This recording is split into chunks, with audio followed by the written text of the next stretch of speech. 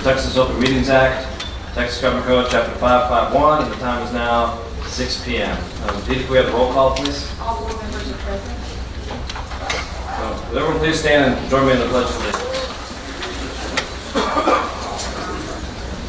Pledge allegiance to the flag of the United States of America and to the republic for which it stands, one nation, under God, indivisible, with liberty and justice for all. Now the Texas Pledge. I pledge allegiance to the Texas, one state, under God, one indivisible.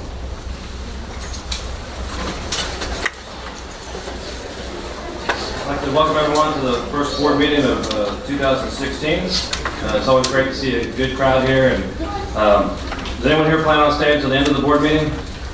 9, 10 o'clock tonight? Those who are getting paid, so I appreciate you guys staying around. I doubt if the students and the parents will want to stay that long, but definitely appreciate everyone for being here today. I want to let everybody know that we do care about citizen and parent and student feedback, quite honestly. They're at the back of the room.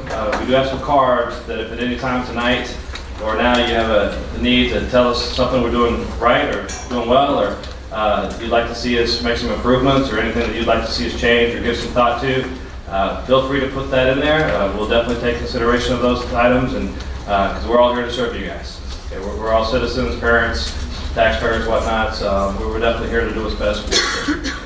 We also have a time here in a few minutes for public comments. So if there's anything on your mind that you'd like to address the board with here, it would be in an open session in front of everybody, so not to make anybody nervous, but if you want to make any comments, you're always free to do that at each and every one of our board meetings as well. Okay? At this time, the Vice President is going to recite the district's mission, vision, values, and priorities. Vision, prepare every student to be a productive citizen. Our values are leadership, character, commitment, service, and learning.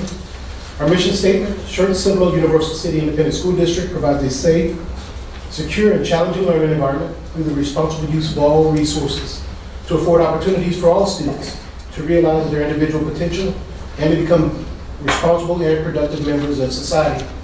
Our priorities: priority number 1, high achievement for all students. Priority number 2, high performing and engaged workforce. Priority number 3, effective and efficient district and campus operations. Thank you, Mr. Westbrook. At this time, we'll also read off the district belief statements. Mr. Burke. We believe all students have the capacity to learn and be successful. We believe a safe, secure environment is paramount to learning. We believe living our core values of leadership, character, commitment, service, and learning result in the ability to set and achieve lifelong goals. We believe quality instruction addresses the individual needs of our students. We believe engaging, interactive, and authentic teaching creates empowered, active learners prepared for our changing world. We believe embracing technology as a relevant tool enhances learning in and beyond the classroom. We believe in a professional learning community, PLC, culture that allows time to collaborate and share best practices in order to improve continually. And we believe good communication is critical to success. We believe lifelong learning enriches staff through professional development. We believe measures of our success go beyond standardized testing. And we believe public education is defined by the local community with limited state involvement. Thank you, board members. Again, that takes a few minutes every meeting, but we always do that just to make sure that all of our actions here tonight are consistent with our mission statement and our priorities. Someone hear a little horn honking? What?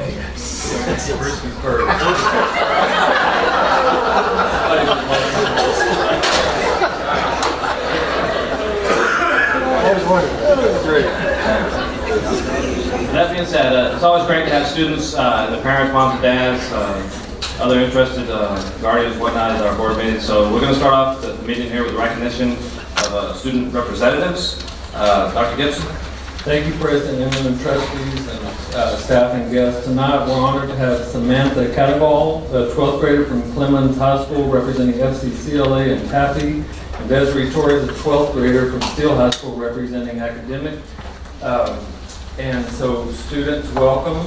We're going to let you go down to the podium and meet an administrator from your campus who's going to introduce you, and we look forward to hearing from you tonight. But both of you may go on.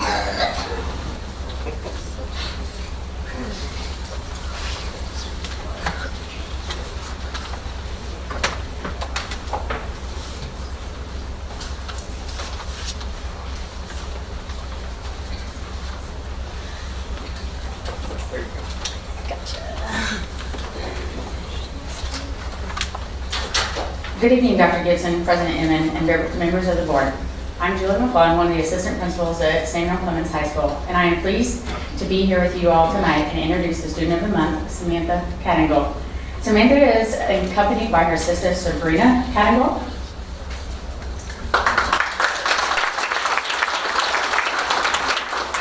And her Texas Association for Future Educators and Ready, Set, Teach sponsor, Ms. Wendy Frisbee.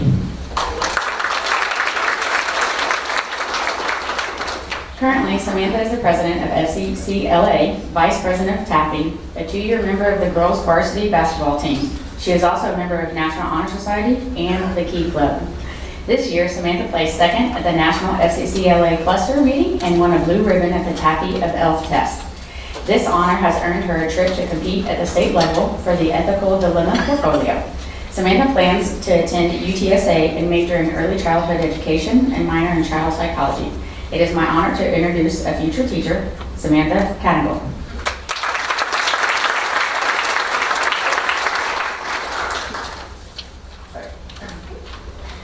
Good evening, President Inman, members of the board, and Dr. Gibson. My name is Samantha Cattingle, and I'm a senior at Samuel Clemens High School. I'd first like to say that I'm extremely honored being named one of the student representatives of the month of January, and would like to thank Ms. Frisbee for selecting me. I'm here to discuss my affiliations with the Texas Association of Future Educators, TAFE, and Practicum Educational Training, also known as Ready, Set, Teach. My mom once said, a job is not considered work if you love what you do. That notion has stuck with me till this day.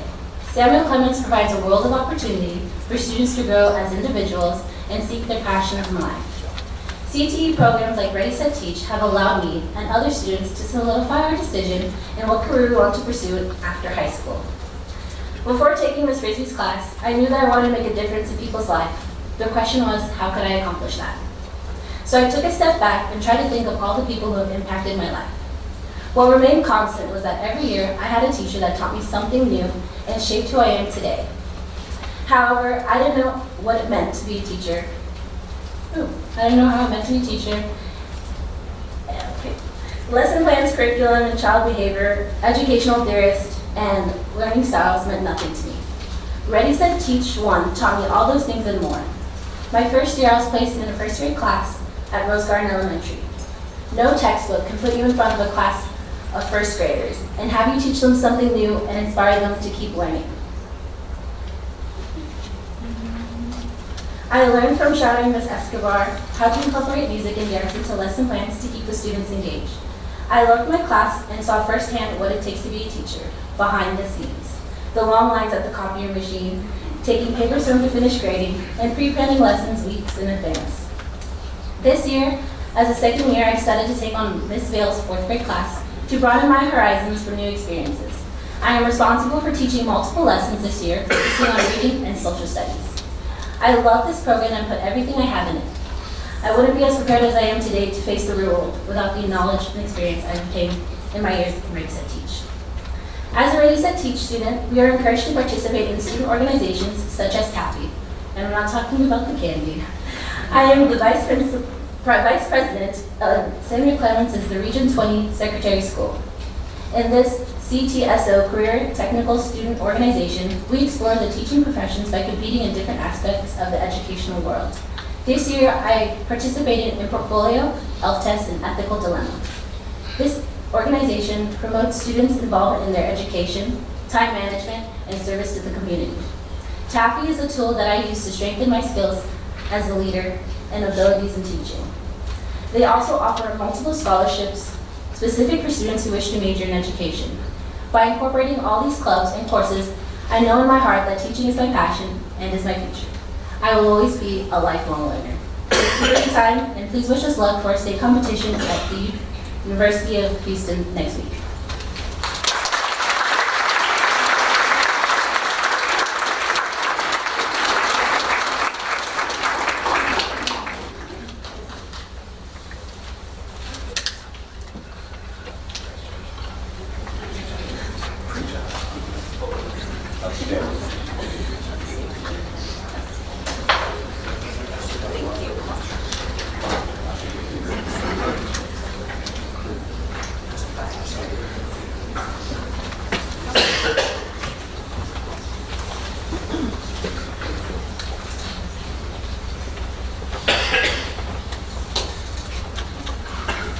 Good evening, Dr. Gibson, President Inman, and members of the board. My name is Chairman Matthews, the Associate Principal at Steele High School. I have the pleasure this evening to present Steele High School Student of the Month, Desiree Torres. She's representing UIL Academics and Debate. Desiree is joined here tonight by her parents and her sister.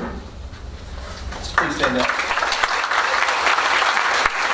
Her mother, Fernanda, her father, Ronaldo, and her sister, Trinity.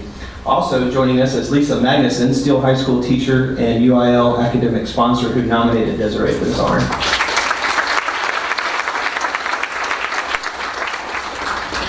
Desiree arrived at Steele High School 3 years ago, and we are lucky she did. Not only is she involved in UIL, but she is also a member of the ROTC program where she serves as a squadron commander. Also, she participates in clinical rotations with HOSA and is an active participant in Key Club and speech and debate, and is also on the National Honor Society. In addition to all of this, Desiree has maintained a GPA of 102.5 and is ranked 11th out of 468 in her senior class. After graduation, Desiree plans to major in biology at the University of San Francisco, where she will serve in the Army ROTC. After, she will attend medical school and then join the Army, where she will serve as a cardiosurgeon. So without further ado, Ms. Desiree Torres.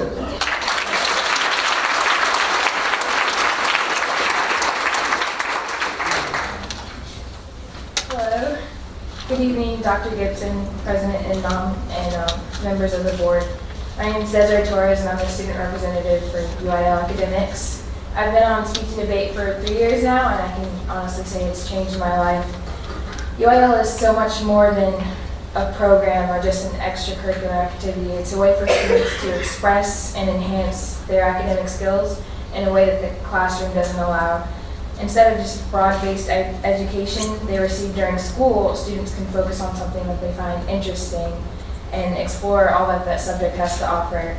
For example, at a competition, you can see the computer science team become immersed in the world of technology while the accounting team sits over their calculators. And meanwhile, the debate team sits scribbling down notes, waiting for the next debate round. And it's really surreal to watch students do something that they enjoy and become so engrossed in a subject. UIL gives students the opportunity to decide what they want to do later in life.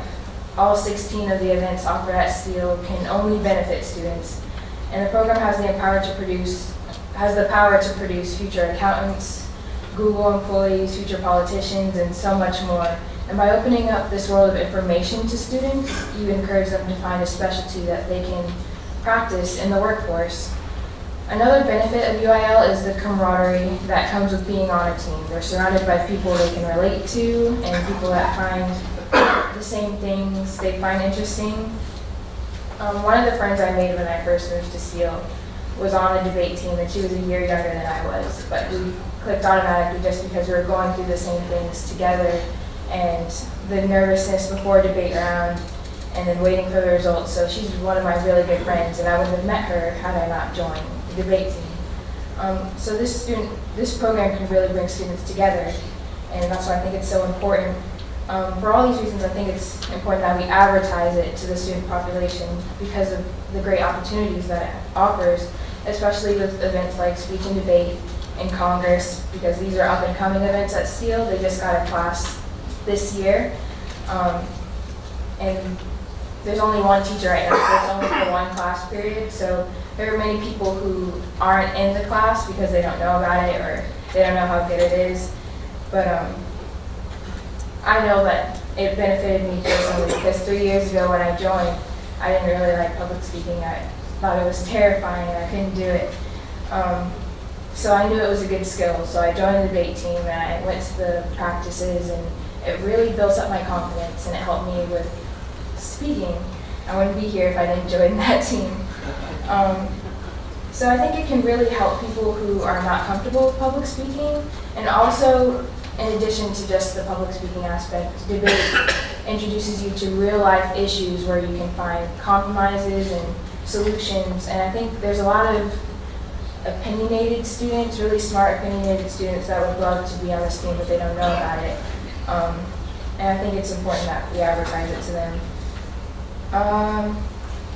I find that UIL has helped me develop into a better all-around student. The benefits I see will help my future, and in college and beyond, I'll use all the skills that I've learned in UIL. And there are so many activities that fall in that category that it's really for anyone. Anybody can join. I would like to thank the school board for having me and letting me speak. Thank you.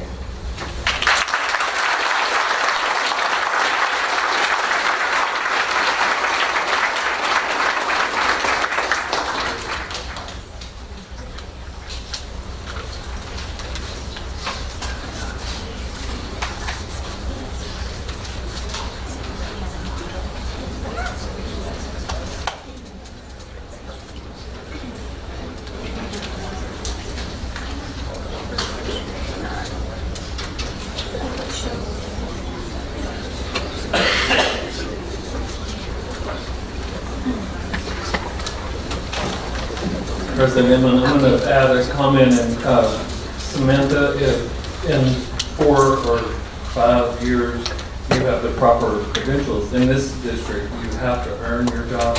So I will not guarantee you a job, but I will guarantee you an interview. All right, all she needs is one interview, is what she said.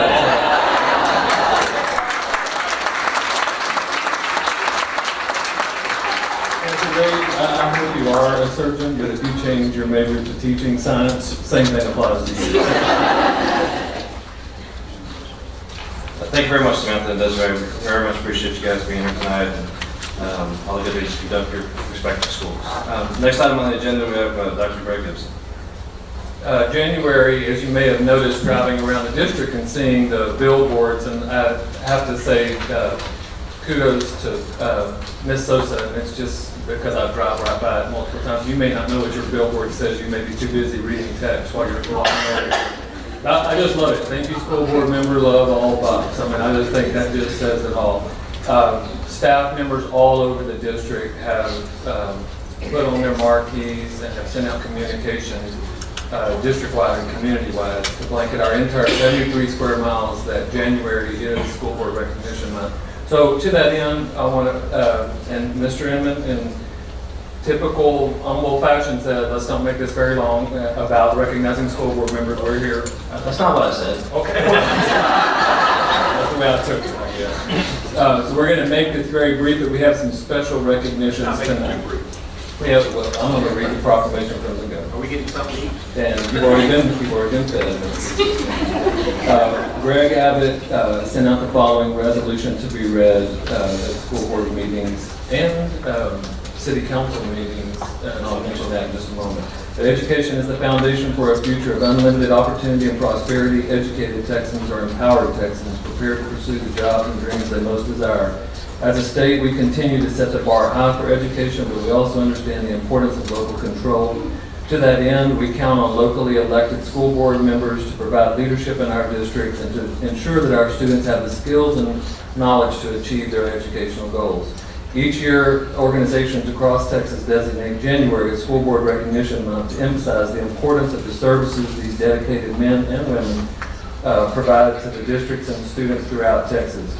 At this time, I encourage all Texans to recognize the invaluable contributions that school boards make and to educate our next generation of leaders. And therefore, I, Greg Abbott, Governor of the State of Texas, do hereby proclaim January 2016 to be School Board Recognition Month. This proclamation will also be read next week in conjunction with a resolution that is being prepared by both the City of Schertz and the City of Cibolo. So we're asking for trustees. I think we sent out an email to that end to meet us at those respective council meetings.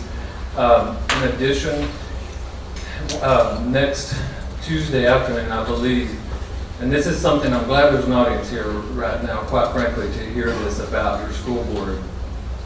The reputation of this school board is positive in this state. And in a time where occasionally, not always, but occasionally, the news headlines seem to gravitate towards, boards going wild, or, just some, the drama of the day at a school board meeting or whatever. This group of folks sitting to my right and left are known for good governance. They're known statewide. And next week is testament to that. I was asked, an email just appeared in my inbox saying, can you present at the TASA, Texas Association of School Administrator Conference? So in other words, superintendents, assistant superintendents, and central office staff members from all over the state, I don't know, 20,000, 10,000, there's thousands of us that will descend on Austin next week for our annual conference. But we will present on Tuesday afternoon a model to school staff members of good governance, just reflecting what these trustees have put in place over the past few years. And that, again, that was an invitational presentation. They asked us to make that. I think some trustees are going to travel up and join me to make sure that it's not just me talking, that there's trustees there if they have questions for board members.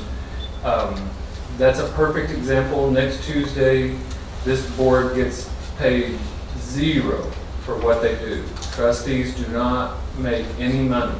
This is an unpaid elected position, and yet they give tirelessly of their time to try to make this district the best that it can be. So tonight, to that end, we would like to recognize you with some special guests that are here to make a presentation to the trustees, a special presentation that may wind up in the libraries at various campuses. Good evening, Dr. Gibson, Mr. Inman, members of the board. As Dr. Gibson referred, in keeping with a recent tradition that we've started, the board trustees will sign a book, and that book will end up in the respective school's library. We have all the campuses being represented tonight, so what I'll do is read the campus, the principal, the student's name, the grade, and the respective board member who will sign it, and the title of the book. And as we do that, you can come up one by one. Cibolo Valley, you're going to be first. So Veronica, if you'd like to make your way up here. Mr. Suarez, will it be better if trustees are standing right here when the students come up? Sure, absolutely. I think that may be better. Go this same line.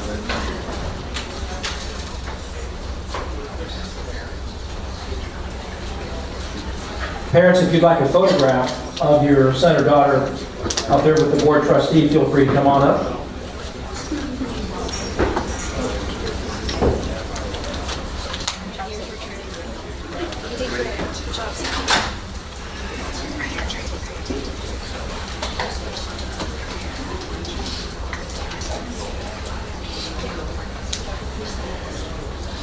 Okay, we're going to start with Cibolo Valley. The principal is Veronica Goldhorn. The student is second grader Abby Stark, and she will deliver the book to Mr. Inman. The book title is The Oodlefunks, Una Finds an Egg by Doug Gray.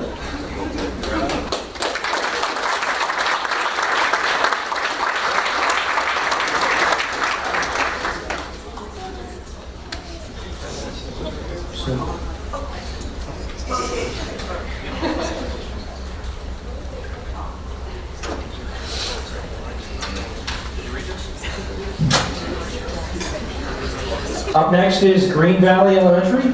Principal is Shannon Mills. The student is third grader Sean Hatcher, and that book will be signed by Mr. Robert M. Westbrook, and the book's title is Echo.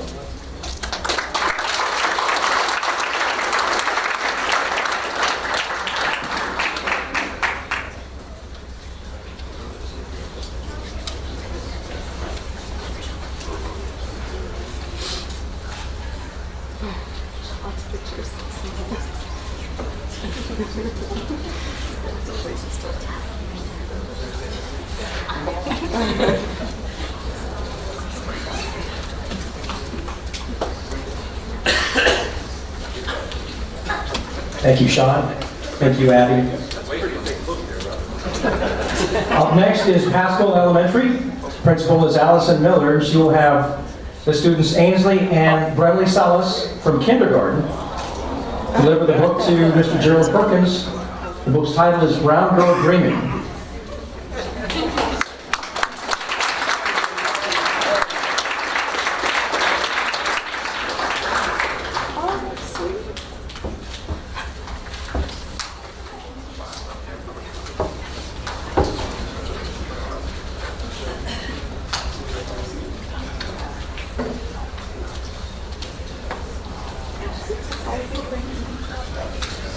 Thank you, Ainsley and Brinley.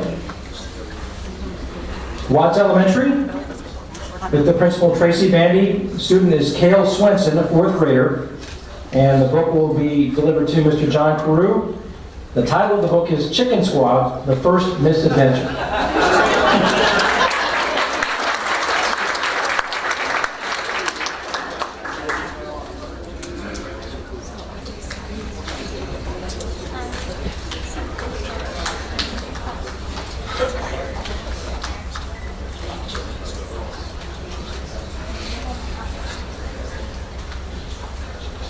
Thank you, Cale. From Weederstein Elementary, Principal Luis Chavez, 4th grader Isabella Carmine will deliver the book to Mr. Mark Wilson. The book's title is Magnus Chase and the Gods Asgard.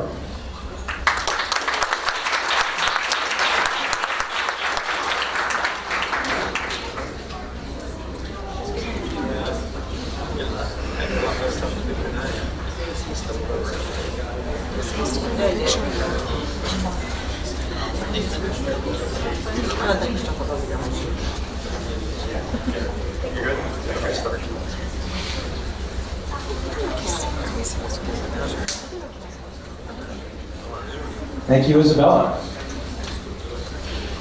From Rose Garden Elementary, Principal Sherry Slaughter, 4th grade student Alex Crumpton will deliver the book to Mr. David Pipito, and the book's title is I Will Take a Nap.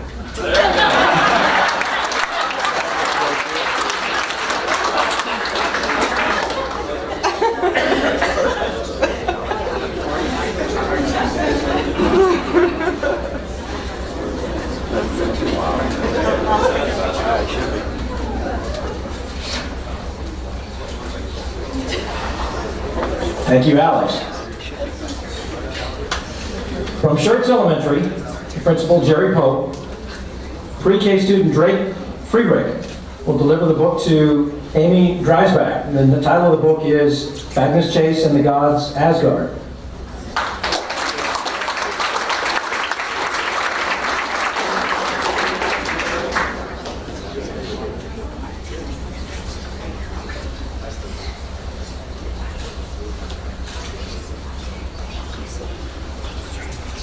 Thank you, Drake. From Sipple Elementary, Principal Lisa Newman, 4th grade student Cooper Chappell will deliver the book to Mr. Gary Inman, and the book's title is Olive, the Other Reindeer.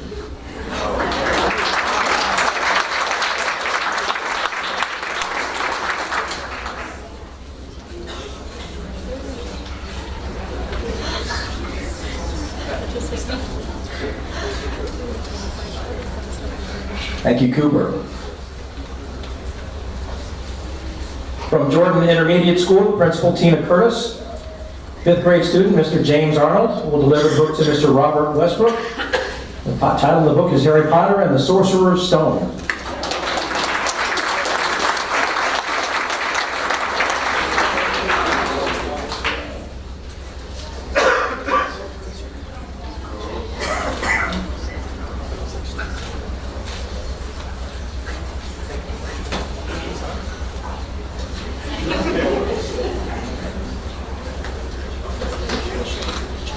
Thank you, James. From Wilder Elementary, Principal Sarah Dauphiné, 6th grade student Justin Perry will deliver the book to Mr. David Pivito, and the title of the book is Fire Wish.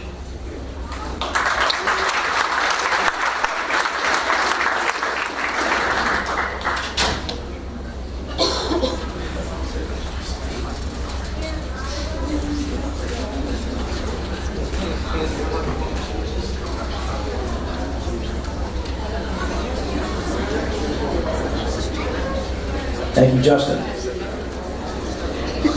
From Schlatter Intermediate School, Principal Yvette Ross, with 6th grade student Sydney Reese, will deliver the book to Mr. Mark Wilson, Harry Potter and the Sorcerer's Stone.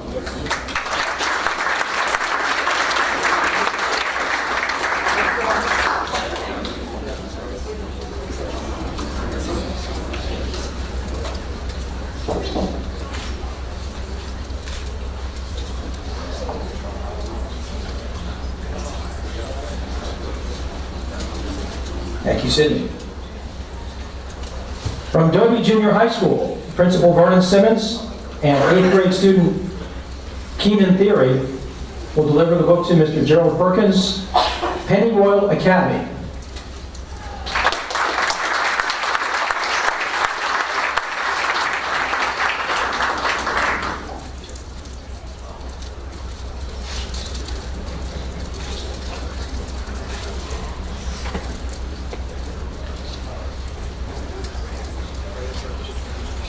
Thank you, Keenan. From Corbett Junior High, Principal David Knox and 8th grade student Reese Rydell will deliver the book to Mr. John Carew. Pennyroyal Academy is the title.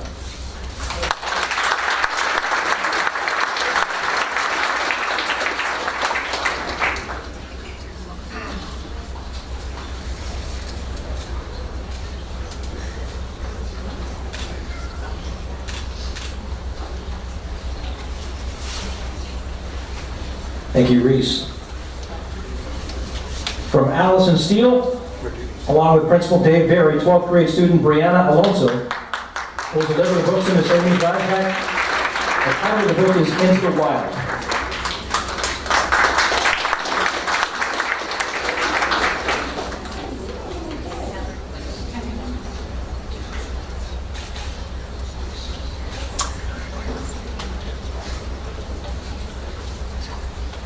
Thank you, Brianna. From Byron Steele High School, Principal John Cervantes and Ms. Desiree Torres. Sorry. Will deliver the book to Mr. Gary Inman. The title of the book is I Feel Like Going On, Life, Game, and Glory.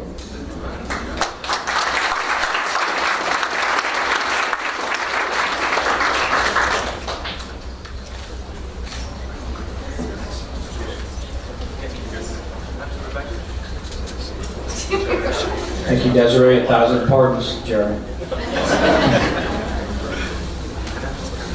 From Clemens High School, Principal Missy Sosa, 12th grade student Samantha Kathengall, to Mr. David Pivito. The title of the book is I Feel Like Going On, Life, Game, and Glory.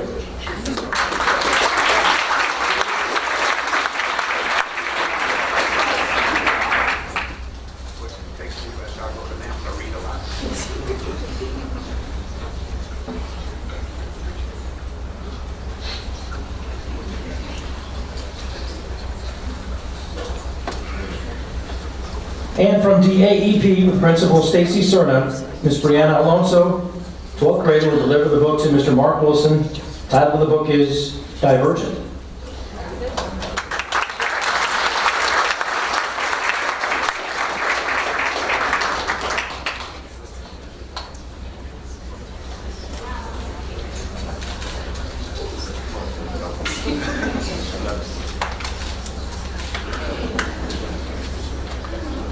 Thank you, Brianna, and representing for Ms. Stacy Cerna's Dave Berry. Board of Trustees, thank you again for your service. Thank you for the honor of being able to recognize you here this month, and we look forward to seeing these books having an honored location in the respective schools' libraries. Thank you again.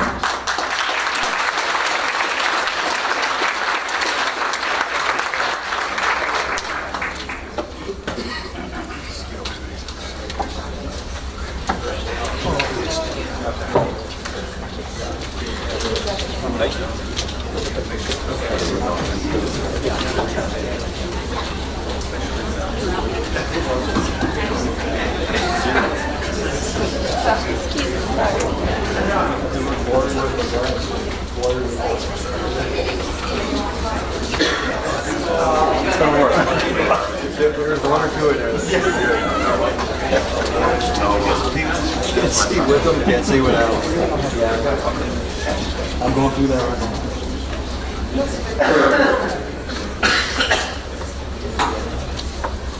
On behalf of the school board, I'd just like to say thanks to all the students who allowed us the honor of being able to sign those books and to know that those will be placed in our libraries. I do want to say that this is an incredibly easy district to represent. We're all up here. We love what we do. We're here to represent you guys. back in November, we had 3 board members that say retired from the board. They had more than 30 years in total service, and we haven't missed a blank. I mean, the 3 new board members we have on board are just as good. We work well together. We do our best not to get in the newspaper and embarrass you guys. This is named Schertz-Cibolo-Universal City that gets in the paper, unlike some of our friendly school districts around the area.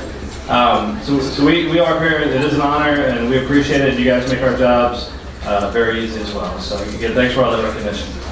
At this time, we'd like to do more student recognition, and I'll hand that over to Mr. Mike Walforth.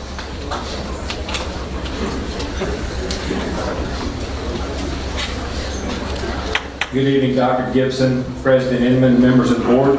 Tonight we're here to recognize a number of students, most of them football players, trainers, and we do have a band member to recognize tonight as well. Starting with our football players, the Associated Press, or AP, All-State football team is selected from tens of thousands of high school players throughout the state of Texas. So it's very prestigious recognition.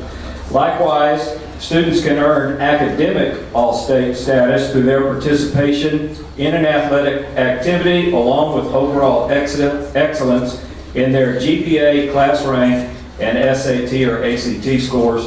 And the Texas High School Coaches Association partners with the Texas Army National Guard for this statewide recognition. We have students receiving both of those recognitions from both of our high schools tonight. From Clemens High School, the AP All-State football team athletes are Frank Harris and Billy Honecker.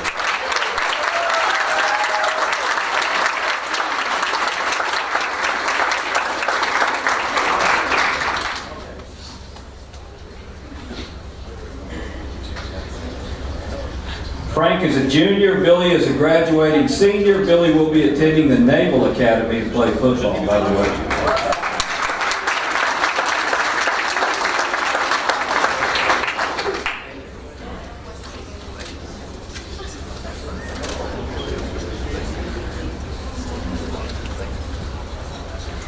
And from Clemens High School as well, the academic All-State football athletes, Joseph Barrett,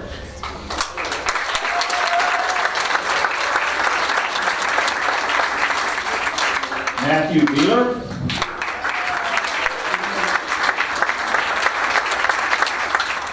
Tyler Gretzky, Tyler Chavez, Roman Flores,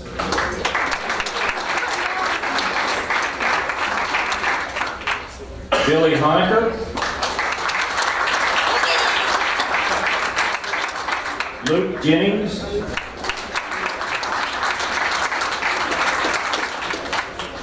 Adonis Johnson,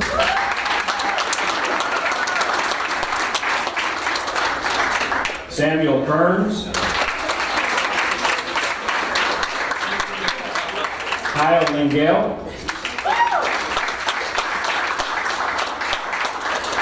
Jonathan Lasoya, Madeline Oliver,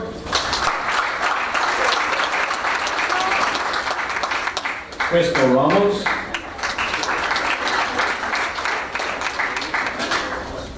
and Haley Burbison. And their football coach, the head football coach, Coach Jared Johnson, is here tonight. Clemens, would y'all come back up here for a group shot, please?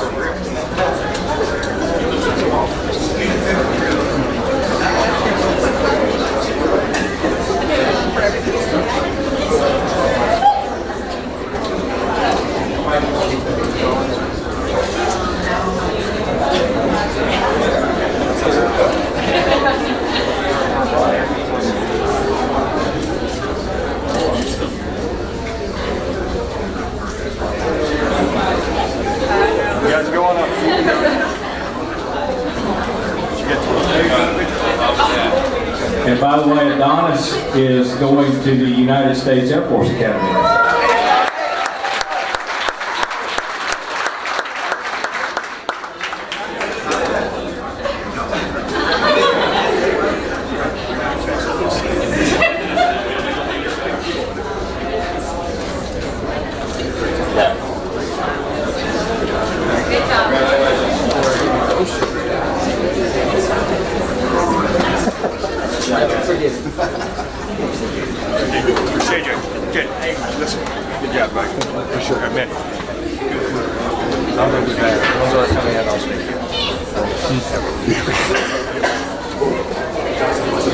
Next, we would like to recognize the Steele High School state semifinalist football team.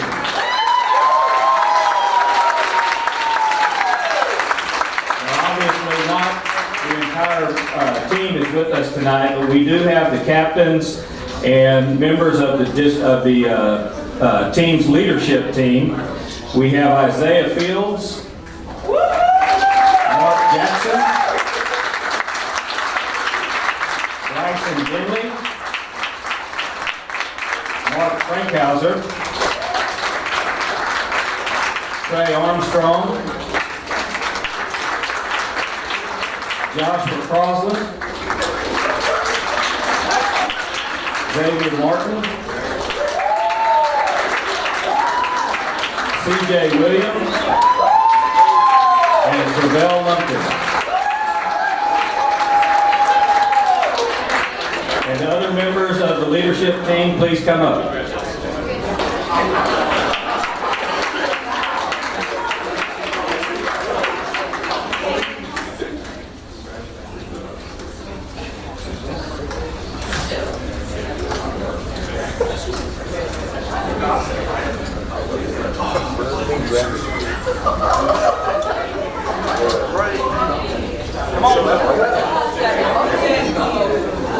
Jameson J. Douglas.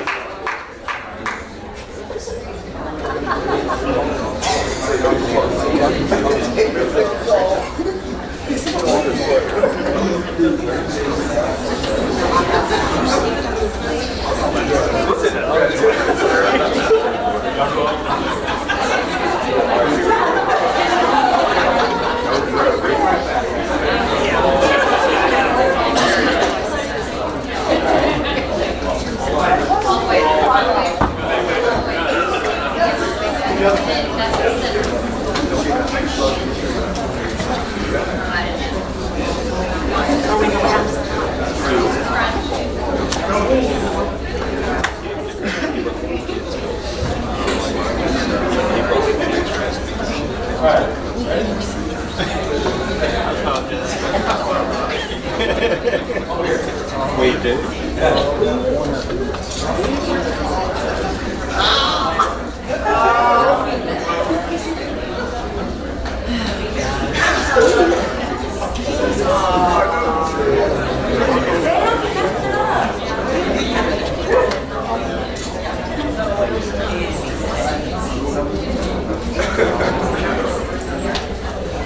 Incidentally, you may have heard of their head coach, Scott Lenhoff. He omitted his name.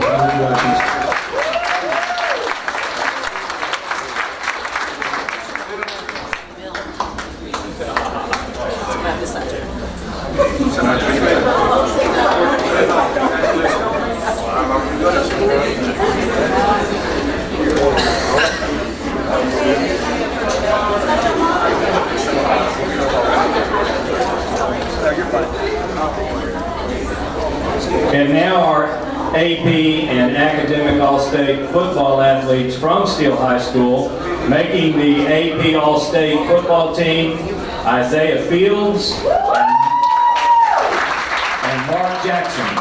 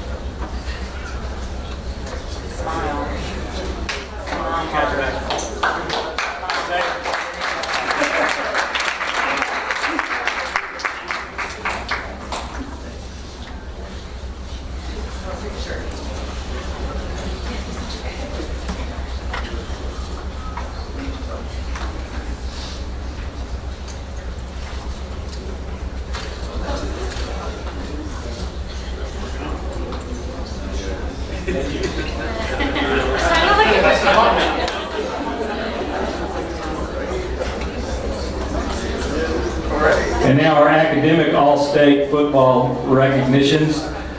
Zachary Blevins, Stephon Buchanan, Ramon Canales,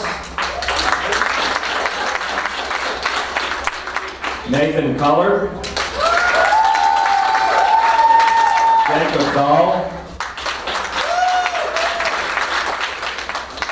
Oscar Galvan, Dejanee Gardner, Jameson J. Douglas, Andrew Pardubsky, who also made the elite team, David Reisner, Savion Sampson, Trevor Scott, and Matthew Valentine. And will Coach Lindhoff please join them?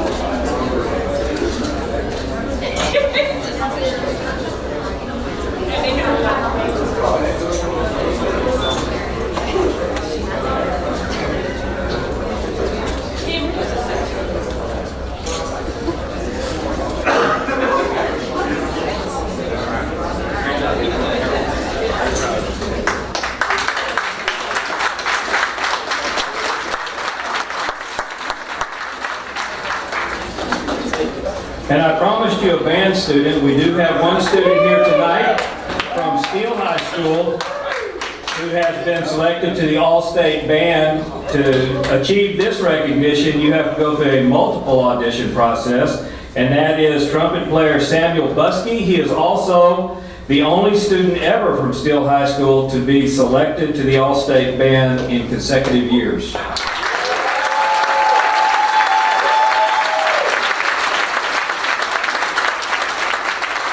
His head director, Mr. Stephen Eater, is with us tonight.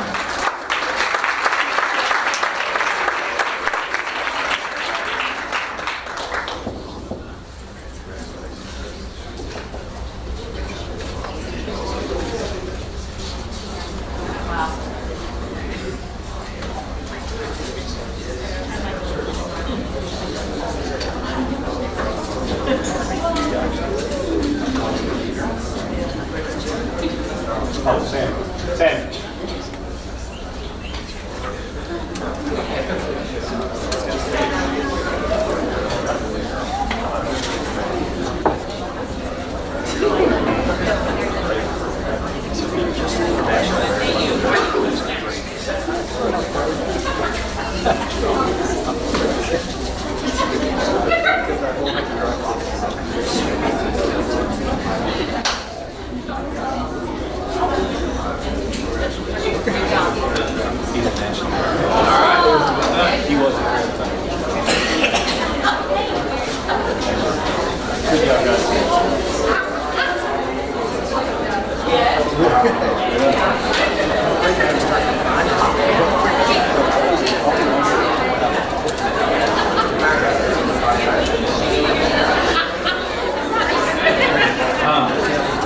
Boards will go ahead and let's take a 5-minute recess, but be back in your seats at 7 p.m. It's actually 10 minutes, but sit by to get you guys back. The board will be recessed for until 7 p.m. The board comes out of recess at 7 p.m. Just for the record, I want to make a note that Trustee Robert Westbrook had other duties to attend to, so he is no longer present at this meeting. And we'll go ahead and continue on. Next item on the agenda is public comments. And Didi, I understand we do not have any public comments at this time. Do we have any correspondence that the board needs to discuss? Seeing none there, we'll go on to new business report and discussion items. Item number 1 is the report on the 2014-2018 strategic plan report. Dr. Gibson. Thank you, President Inman and trustees, and those of you who are left. Wake up. As is our practice, we give 3 priorities in the district with multiple measurable or SMART goals associated with each one. This month is priority 3. Ms. Skinny's not here tonight, and she usually kicks us off with 3.1. I'll do that tonight. There's not a lot to do. You can go ahead and just get one slide out ahead of me. Because I'm going to go through this pretty, I guess, concisely, and then we'll see what questions there are at the end. And we're not going to go a lot into 3.1 because that goal is related to our financial accountability system. And you heard the full report last month or the month before, right? They all run together, but you heard the full report. I'll touch on that for just a second. When we're looking at priority 3, we have 7 critical questions that we're constantly filtering our work through. What needs to be provided for our customers? How will we provide it? How will we know when we have provided what is needed? How will we know if we were effective and efficient? What will we do if we do not meet customer needs? And what will we do if we do meet customer needs? And how will we continuously improve what we do? 3.1, as mentioned earlier, and again, we're not going to focus on this one very much, but I will echo something that Mr. Skinny said last meeting. The Financial Integrity Rating System of Texas, or the FIRST system, is in a state of transition. And if you want to go ahead and go to the next slide. So if you look in the far right-hand column, it's based on, I realize that we're in 15-16, but these are always 2 years in arrear because it's completely audited, even post-audit financials. There are 7 indicators now. You see that in red on the far right column. Those are the only indicators that are building the foundation of the new system. They say that they're going to go back to 20 some odd indicators, but there are committees that are going through basically what do schools really need to track and measure with regards to finances. So if you look, we received a yes on no default on debt. We received, that's important, it's no default on debt. A yes on unrestricted net fund balance greater than 0. A yes on reported file timely or audit file timely. Yes on an unqualified opinion. And as you know, we heard from our auditors, an unqualified opinion is what we want, meaning we're doing well with no qualification or statement associated with that. And yes on no weak internal controls. When they test internal controls, that means paperwork backup, redundancy of services, cross-training and staff members. Go grab a check and chase the check all the way back to its origin back in the files. And are there good controls at every step of that way? Yes, for our PEIMS data being accurate, submitted on time. PEIMS, Public Education Information Management System, on the heartbeat of our data system. And our administrator cost ratio less than 0.125, and which is the greatest that the state allows, and we're roughly a half what that ratio that's allowable as far as administrators to total staff. So that last one means that we operate in a very lean fashion with regards to administrators. Let's skip that. I already said most all of that. I'm trying to get us on through this report. House Bill 5. With regards to goal 3.2, 3.3, 3.4, and 3.5, we're going to talk about primarily we're going to talk about 3.3, or I will, and then Mr. Walford is going to talk about 3.5, and then we have Yvette Ross, who is one of our principals here at Southern, is going to talk about 3.4. And if you remember House Bill 5, about the same time that we were going to work on creating a community survey, and actually we spent quite a bit of time back there working and trying to design one, and then House Bill 5 passed in the 83rd session, which required a community engagement survey. Now, part of what was good about that, and I see a couple of folks back there, y'all were in the room, I think, at a lot of times where we were trying to create survey questions, and then we got this one from the state, and it looked pretty good. the TASB Engage, who is a group, a subsidiary of TASB that runs that survey now, they actually took a lot of the questions that we were working on as a committee here, and we saw pieces of those, if not the complete question, make it into the statewide model, if you will.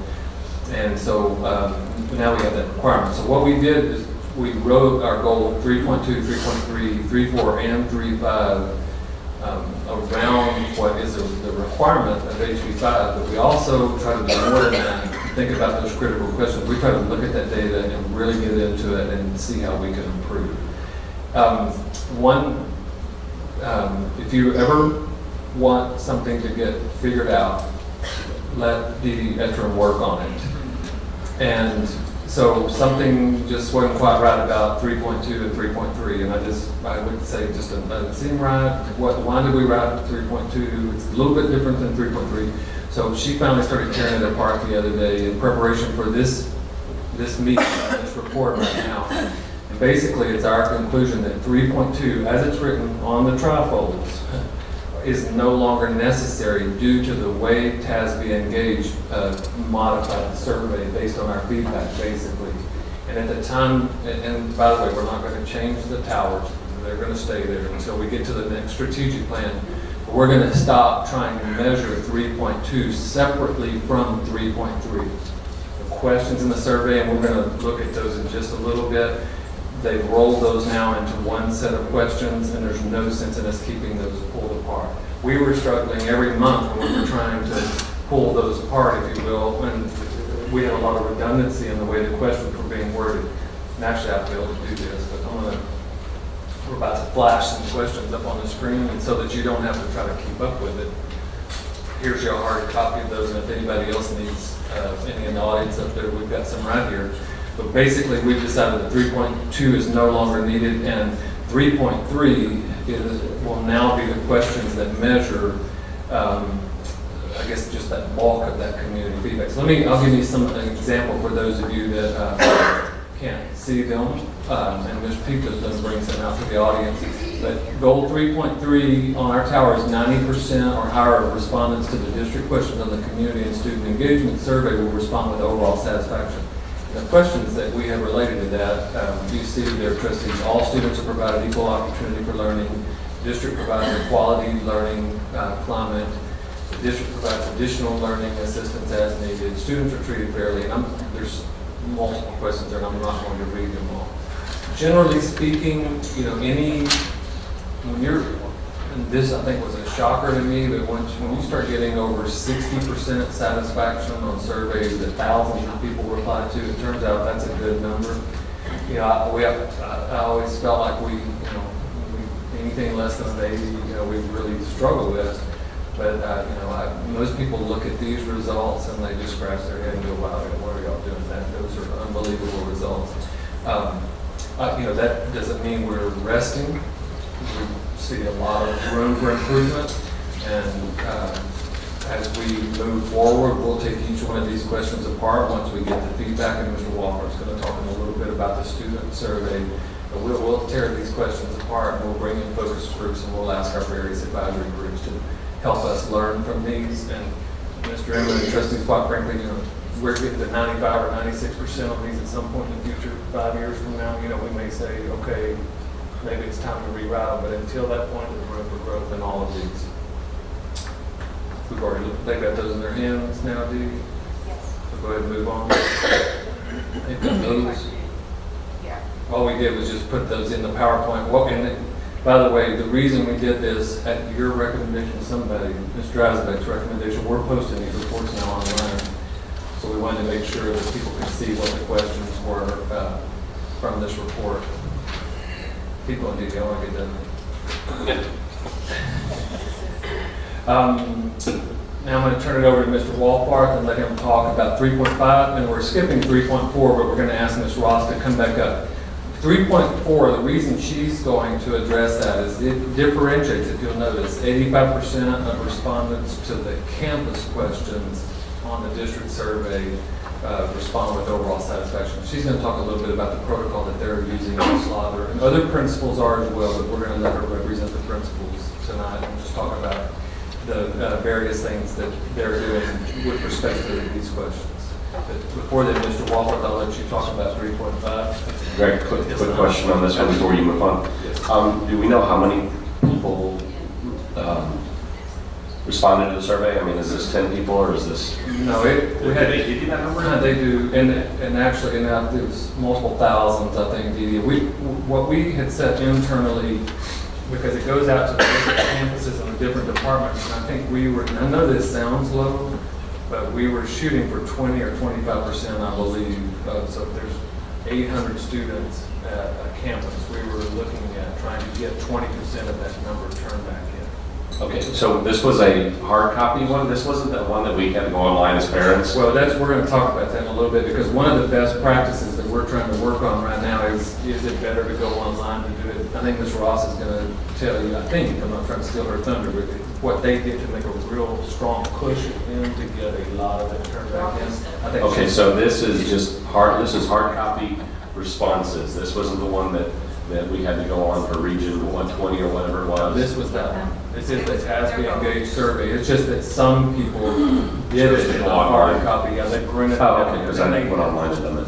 Yeah. And then- But that's part of, I think, our learning right now. Your question is a really good question, Ms. Wilson. I think that's part of our learning right now is what is the preferred method for community? We're going to take a lot of action and quite frankly spend a lot of money and time working on this. We want to make sure we're getting good results.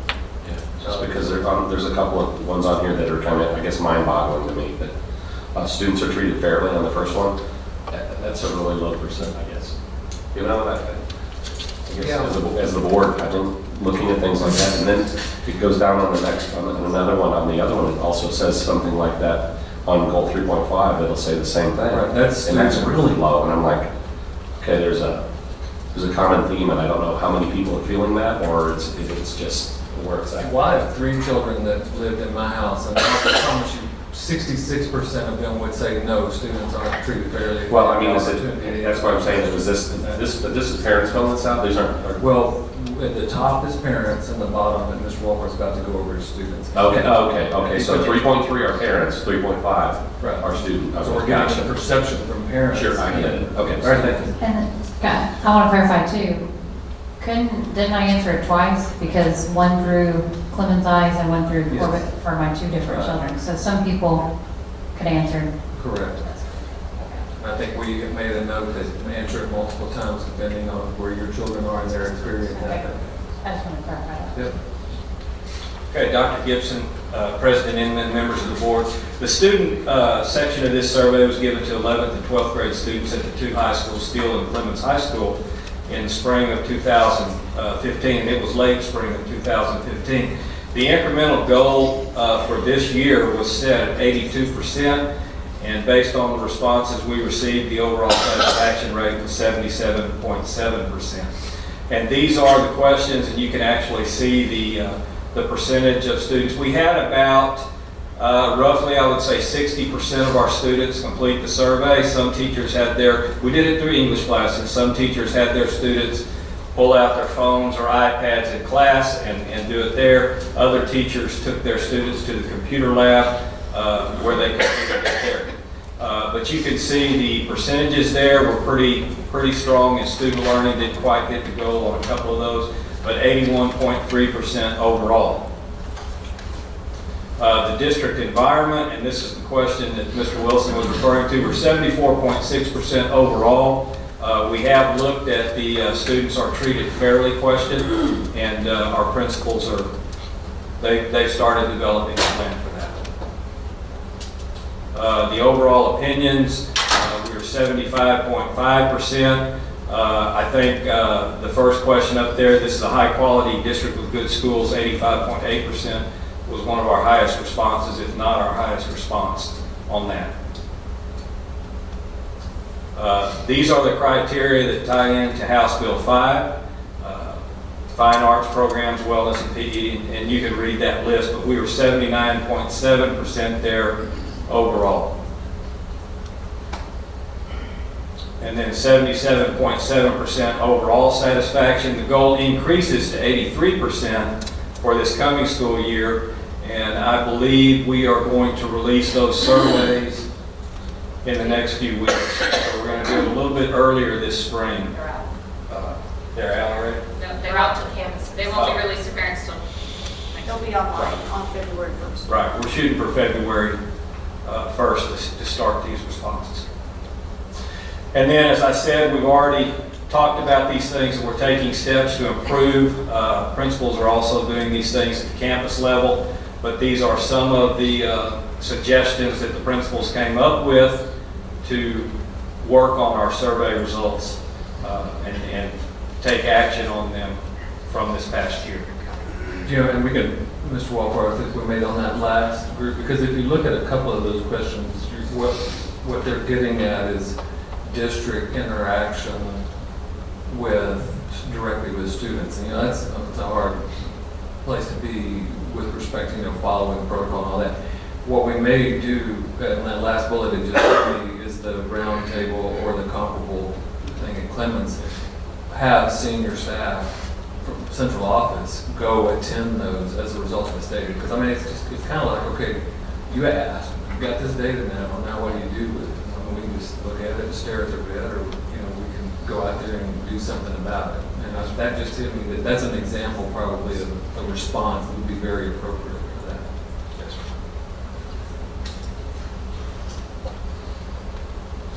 And that's it for 3.5. Mr. Wilson, I misspoke earlier. I was looking down. 3.3. What we're doing now is district questions from community and students. So we're combining that for the first time. Now, I guess we're taking the vantage point that, okay, those students took the time to fill that out, so we're just going to mesh that in with the parent responses, and that becomes the overall.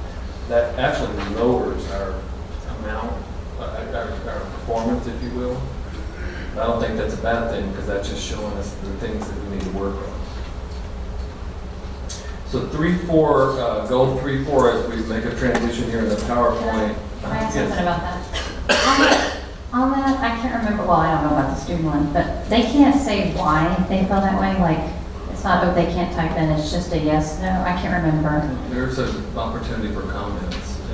Like, I'm thinking, why do they think they're not treated fair, a reason. I gotta tell you the truth, I don't know the answer to that on the student one, but I Yeah, know. No, I do, because I remember we had to redact a lot of the comments because of vulgarity and things like that. So that's what happens when you do it before you report it out. No, not that on the staff. No, I'm just kind of.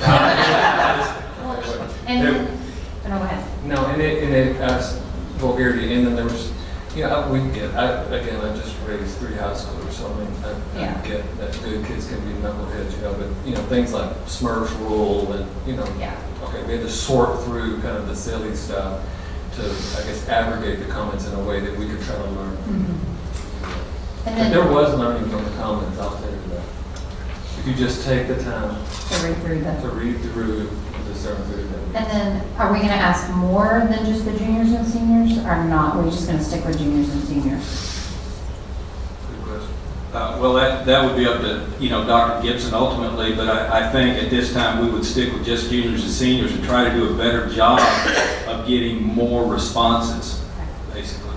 I just had to laugh at the lunch one. That was funny. That would speak to my child. So. Great. I got a quick question. I know that you guys get this on individual campuses and stuff, and we're at a much different level to look at the global portion of it. Correct. Sometimes these things, I wonder, you will bring to our attention in executive sessions about poor performance and different things, we don't get to see that kind of stuff typically. And we've gone way past asking for, hey, can we drill down and ask for individual schools and stuff like that? I just want the other board members to kind of understand we're way beyond looking at an individual. Greg takes care of that. That's the expectation there. So just want to throw that comment out there that while that question is probably lingering, hey, where's the individual? I mean, is there one school that's really bad? We're not out to get you. It's just, we're looking at the whole picture here. And, I appreciate you bringing that to attention. When you give a sounding board to a student, and then you have to be represented up here, you got to represent that to this board. The first thing I'm looking at is going, oh my gosh, how are we not treating kids right? Well, the truth is, we gave it to the student. You are absolutely right. I just want to make that clear. That no one's trying to get to anybody. It's just, And oh you, my gosh, we gave it to these kids. And that's a really good point. I appreciate you making it. I will promise you, what the principals know, and y'all can validate this, with this survey and with your staff satisfaction survey, you know your results, and you know your results in position to the district average. Okay, so, and that's really, so they know basically if they're above the midpoint or below, is that fair to say? Okay. Well, there absolutely possibly a correlation between the two surveys, what the students feel on the campus and what the staff feels on the campus. So I really like it. I've always been an advocate of asking the kids what they think. You just have to temper that into understanding it's an immature person filling out a survey. Right. And as an administrator, as you can look at that and go, well, gee whiz, I wonder why the kids are feeling this way when I got a campus that's satisfaction survey is low. The whole thing is low. Yeah, and I think, I just appreciate you bringing it up, because I think you could, I think one could, when you ask a survey, you could read through a few of them and go, well, these are just inappropriate, so we're throwing the whole thing out. Well, I think you just miss a wonderful opportunity for learning if you don't just power through some of the nonsense and try to get down to the themes of what are we really learning from this. I think it also teaches you a little bit about your clientele, and what's actually, if you get a bunch of inappropriate responses from a particular area, a particular campus, you can kind of start understanding what's all at stake there. Right, and that, you can put plans against that. I think what Mr. Walker maybe is talking about is really, to tell you the truth, we just threw this thing out there. We really didn't prep kids. We just, here it is, I mean, go do it. And, now I think, again, we're learning. And so it's just, okay, we're going to have conversations ahead of time. This is really serious. And I don't know if that's going to help or hurt. I don't know what's right or wrong. I just know we need to get the data and we need to respond and we need to work. I would hope the students would look at it as very positive. We ask them for the survey, and then administrators and students, our teachers start talking back to them, say, hey, we saw the survey. You probably don't even remember filling it out. Maybe you didn't fill it out, but here we are talking to you. I think you're going to have a positive response. And I do think that the next window of opportunity we've done quite a bit with staff with respect to the satisfaction survey. I think our next window of opportunity are with those juniors and seniors, and really going and interacting face to face with them as a leadership team sitting around here and asking questions, focus group questions, to try to help us understand it. Ms. Ross. Yes. Ms. Ross is the first principal, I believe, that I was part of the process of hiring by Scott, and that was really kind of cool. She's very animated, so it's hard to keep her on the screen, but we could hear her the whole time. Yeah. But we're going to let her tell you a little bit about, through a principal lens, how this survey impacts the day-to-day work at a campus. Good evening, Dr. Edwards, and I'm sorry, Dr. Gibson, and President Inman, and school board members. I was told if I messed that up, I wouldn't need to report to work tomorrow.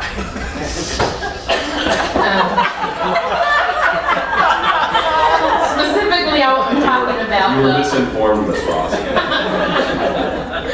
Specifically, I like to share the results with you as it relates to the successful participation for Schlager Intermediate.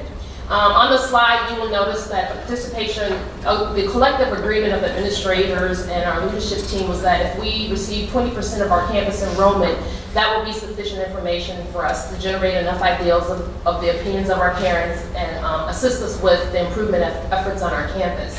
Last year, our campus enrollment was 868 students. We received 438 surveys, which put us at a 51% participation rate, the highest campus in the district, and the prize, you get the percent at the school board meeting.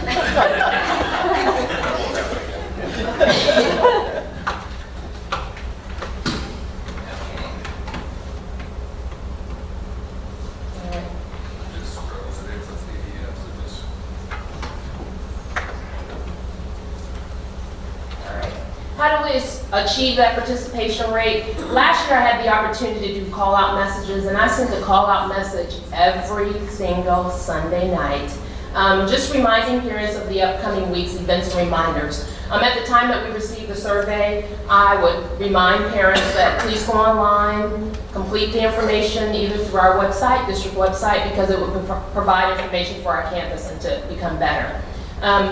after about 2 or 3 weeks, we had some participation, but it became kind of low and stagnant. And so I decided that, we'll just send home paper copies. So we copied 868 of the surveys. And then I was informed, we have to put that in by hand. So I had to go back to my campus and ensure that we had the manpower to do that, because every single survey had to be input, the data had to be inputted into the system. And so we needed to ensure that we had the manpower to do it, and we did. Her name is Brandy Cohen. She's our receptionist, and she was very instrumental in helping us. She would meet students at the desk in the morning, and she would tell them, as they opened up their books to get their tardy stamps, she'd go, "Oh, is that your survey? Please take it to your parent, have it filled out." As parents came into the office to check out their kids, they had to wait. We go, "Oh, you gotta wait, you got a minute? Please fill the survey out while you're waiting." And so we were fortunate to have her and to have the participation rate that we had, really instrumental for what she did on our campus. The data that you're looking at is specific to Schwaber campus. As you know, there were 6 categories on the survey: overall, opinion, student learning, district environment, district operations, community relationship, and HP5 criteria. And Schwaber met all of those, 90%, the lowest being HP5 with 92%. So those are the percentages specific to our campus. And the questions, I was looking at the data, the questions that were just passed out. They were the same questions. I think that our parents pretty much rated it specific to our campus based on the comments that we received. So our next steps, what we did was I took this information back to our campus. I shared it with our staff, and we analyzed the data. Then our leadership team sat down with the Campus Improvement Committee, and we analyzed the data. And at that time, we determined what would be the next steps for our campus based on the information that we were provided. And so we said that we will continue to improve communication, that's always top. And what we would do is continue to build the relationships with parents as we work throughout the day, inviting them on our campus, and being really transparent about what we do in the classroom as it relates to student learning and instruction. And so being very welcoming, inviting parents, and not just to those big events, but inviting parents to just come on campus. Come in and view the classroom, come in and walk with me. And so we continue to do that. Those were our efforts based on the information that we received. These were the efforts that we put in place for this year to meet our goals determined by our data. That's it. And one thing, Ms. Rossweiler said that we had Team 1, which was this week, is that right, 2 days ago. We are trying to get this survey out earlier this year. Last year at this time, we were working with TASB Engaged to giving them a lot of feedback on the questions themselves, and to their credit, they were taking it. And they would listen to us, and then they would call 2 or 3 other districts. I don't know if y'all remember at the school board convention either this year, last year, was part of a panel for that Engaged group, because we were being asked to vet a lot of these questions, if you will. Well, we're pressing them to lock and load for this year, because what the principals are saying is that we want an opportunity to get the data in early enough before we lose this year's parents, if you will. Because you guys are talking about doing a focus group through your campus improvement committees, using that group as a focus group to say, okay, here's the results. Now, this is high, this is low, and this is medium. Can you all help us? We'll use a protocol to get focus. Format of somehow gathering feedback. We're pretty decent at that. We're trying to get the data back early this year so that we can use it. You're saying build relationships in general. I think in addition to that, we're talking about using the instrument itself as a way to build relationships. Is that right? We're getting the data back, and we're going to use that to try to build relationships. Yes, because we shared the data. The data came in late, so it was this year's Campus Improvement Committee that analyzed the data with us early in the school year. It's my understanding, that's great. This year, we're trying to use the group that filled it out. We're trying to get it in early enough to say, okay, this is what you said. Why did you say it? Dr. Rivers? Ms. Ross, I got a question for you. Yes, sir. You don't have to be specific, but under the House Bill 5 section of it was gifted and talented. Did you get any responses from folks as to what their satisfaction was or dissatisfaction? Was there any written comments? That criteria for our campus was actually the lowest at 92%. And based on our information, you know, our parents are happy with the campus and happy what goes on. What we did notice from the comments, and we had about 83 comments, is they're very concerned about the continuity of programs as our students move through the district or they transition up to K-12. There were some questions about the GT program, specifically about from parents who had been in other districts and comparing the program that we currently have to what they were used to. A lot of our comments dealt with a lot of secondary programs, but they shared it on our sheets. Okay, so, I mean, I specifically targeted gifted and talented, not, you know, I mean, you didn't see anything that, that was the thing that drove it down. It was just all generalized comments. Generalized, and I can tell you we had 3 questions specific to, the comments specific to GT. Okay, all right, thank you. Well, and I know Ms. Pam's not here to present tonight, she's probably just done. But we got part of the feedback though, because it's not low per se, but it's one of our lower responses, as you can see here. And the thing that you all just did with Lego, I mean, can we draw a connection to that? So come tell them about that real quick. They love this. They act like they came with that. I read the article in the Herald. Yeah, and Awesome. There'll be another one coming up soon. That's not the only thing, but that's just very indicative of the feedback that we started trying to gather. So tell them a little bit about that. At this point, can we turn the lights on because y'all are in the dark right now? Yeah, I'm okay with that. Yes, we actually, quite a bit of our comments that were very positive were directed at some of the programs that we brought in, including the Lego robotics. And I actually had several comments. Parents must have gone on and picked Watts just to make comments about that. I had 2 or 3 that were asking how they got that at their school on this survey. Nice. But it definitely had an impact on the comment section and on our technology piece. It was higher than some of the other elementaries that we noted.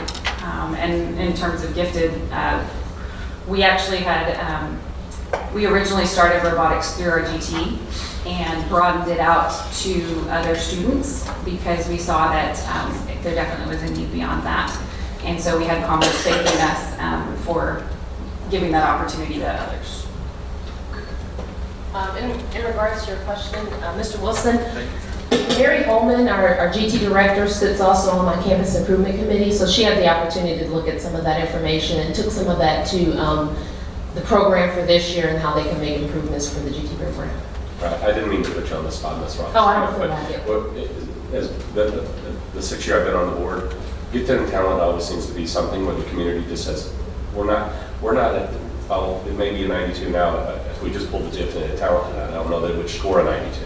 No, it's 78. Yeah, so, you know, I mean, you know, it by itself, you know, I've always been looking for, you know, what are people saying, you know, what are they wanting? Yeah, I know about the Watts Lego thing, it is awesome, you know, but I was just curious if you got specific information from stakeholders that said, you know, you guys really need to do this or whatever, but it doesn't sound like that they There were just questions as to why don't we pull out versus what's currently done. Okay, that was a reason for my question. I wanted to add one thing. It is the lowest area on the survey, and so one thing that the survey doesn't do is disaggregate out responses of parents of students who are actually in the program. So we formed a task force early on, or actually we had a focus group with just those parents when school started and kind of did some protocols to see what that they would want. And now we formed a task force within the district that's actually meeting the first week in February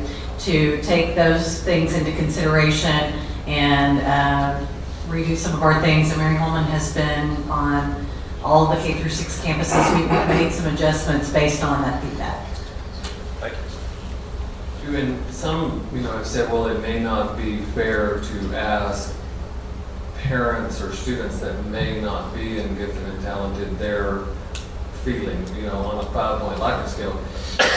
And that may be true, but we're going to leave it in there because what it does, if it's not a direct service, we at least try to communicate, and just like you mentioned, the good press, then when I see that, then I'm more likely to respond, you know, my kid's not in it, but it looks pretty good to me. I saw the thing the other day, and so it's just trying to keep that, Mr. Schwartz's position, you know, trying to keep just good press out there, you know, about what's going on with it. Dr. Gibson, real quick, and Ms. Ross mentioned it just a second ago as well, taking that campus data and combining that with the district data allows us to look at those two scenarios and those situations independently, but also together. Ms. Loney mentioned that an elementary task force, one of the things she specifically mentioned was parents asking about programs beyond the intermediate level, so the linkage or the connection between those two. As we have an elementary task force, there's also a secondary advanced academic task force that did the same process and protocol as pulling parents together that are either in those programs or interested in those programs to try to work on that continuity of the program of a K through 12 program from GT to advanced academics across the board. And so both of those committees, both elementary and secondary, are moving that work forward.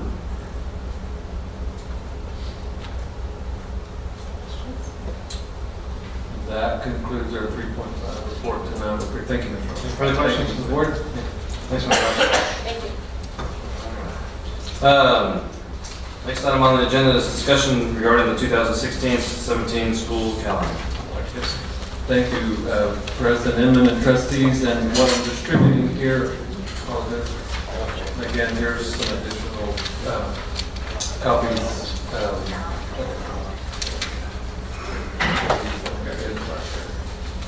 Well, I just handled less. What I'm distributing, and tonight's just a discussion item. We will bring back to the trustees in February. What we're distributing right now is one calendar front and back, and then the collection of feedback, pluses and deltas, if you will, from our district improvement committee representatives, which is a pretty lengthy process to get that accomplished. And it's good. Every time we ask and every time we take a step, we learn something from that. This calendar, this particular baseline calendar, took one more iteration than last year.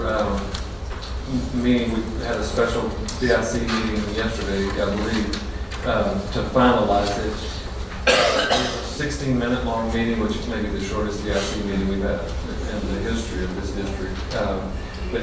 And I think that was just indicative of the fact that we listen, we learn, we listen, we learn, we listen, we learn, we tweak the calendar, we tweak it. One of the ways that we got to what our district improvement committee was asking for or recommending as a group was that we, if you flip over to the back of the calendar, what we're looking at doing is adding 10 minutes to the calendar, and y'all may have seen all this. In fact, I think it's in today's paper, as a matter of fact, that we have the opportunity to count, instead of 177 days, 75,600 minutes. As long as we can get 75,600 minutes with the waivers, then we're good to go. So by adding the 10 minutes to the calendar, 5 at the beginning of the day, 5 at the end of the day, we were able to actually take, if you will, 2 additional student days off without penalty and without waiver, because we have enough minutes to do that in order to get the desired to the committee. One of the things that complicated this year's calendar was January 1st hitting on a Sunday, and that made January the 2nd a federal holiday hitting on Monday. And our maintenance staff is actually off that day. So what we could have met, I guess, in schools, we wouldn't have custodians or maintenance crews or anything like that. So we were trying to take that day off, and so we were able to get that done. So the calendar got the blessing of the District Improvement Committee yesterday afternoon, and they asked us to bring it on to you guys for review. Mr. Suarez tomorrow will post this out to the public for public comment. We will bring those comments back in the form of just similar to the plus delta. Didi, don't let me forget, we also told the parent advisory committee, Fran and Mike last week, we told them that we would email this to them to get their feedback also, our booster club group. Basically, we're going to ask them specifically to take a few minutes to review the calendar and provide us feedback. If we sense that there's some modifications that may need to be made based on public comment, Mr. Chairman, I'm going to ask that we even consider a call meeting to review that. And we really do need to get this board approved at the February meeting. We have a lot of HR actions that need to take place. They can build contracts and everything for next year. But I will monitor it daily, and then I'll give you daily reports. Any questions, comments from the board members? I know there's some issues, in the past couple of weeks, but is everyone happy with where we're at this point? Everybody good? Does it impact the hours worked by the employees as far as pay is concerned? Good question. Only 10 minutes before, 10 minutes after, that's 20 more minutes of work day for Well, employees. one of the assumptions on the back, that's a great question. One of the assumptions on the back is that we're still going to keep the paraprofessional at a 37.5-hour work week. And so now I think if we would have gone to 15 or 20 or 25 minutes, some districts ramped it up that much, then we would have potentially been getting into those minutes. So that actually kind of set our ceiling, Mr. Wilson, the typical work week set our ceiling for a lot of our support staff. The answer to your question is no, and that's why we kept it at 10 minutes, was to not impact that work week. Okay, thank you. Anything further? All right, next item on the agenda is discussion regarding the rezoning of the Kaler-Beasy tract and Foxbrook subdivision. Dr. Gibson. And actually, Mr. Pruski's name is by, but I'll be happy to introduce it as he's bringing the picture up.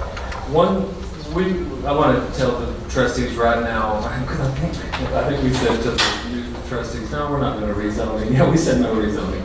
Okay, this falls, well, let me just say this right off the bat. We're not necessarily dead set that this must happen. This is not like an urgent, critical thing.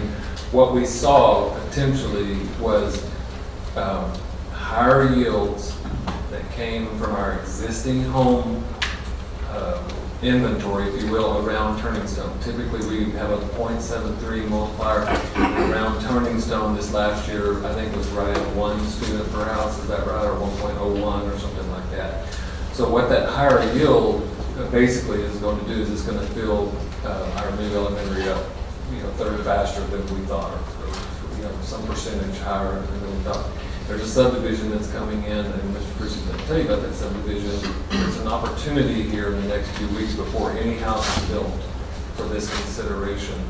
And again, it's not something that we just want to bring it to your attention right as a discussion item. And you don't need to vote like right now, right, Mr. Bruce? No, I'm just kidding. We're going to give you guys some information, and we're going to listen to your feedback, and we'll take it from there. Okay, the picture on the screen now is north of Turning Stone. This is Cibolo Valley Elementary, Turning Stone subdivision, and then to the north, 35 would be further down to the bottom. But to the north of Turning Stone is the new subdivision, Foxbrook. Foxbrook was in our forecast to start roughly in 2018. Well, they've started. So we are trying to make some adjustments now. As you can see, they've got some preliminary roads in. There's no pads, no houses yet at this time.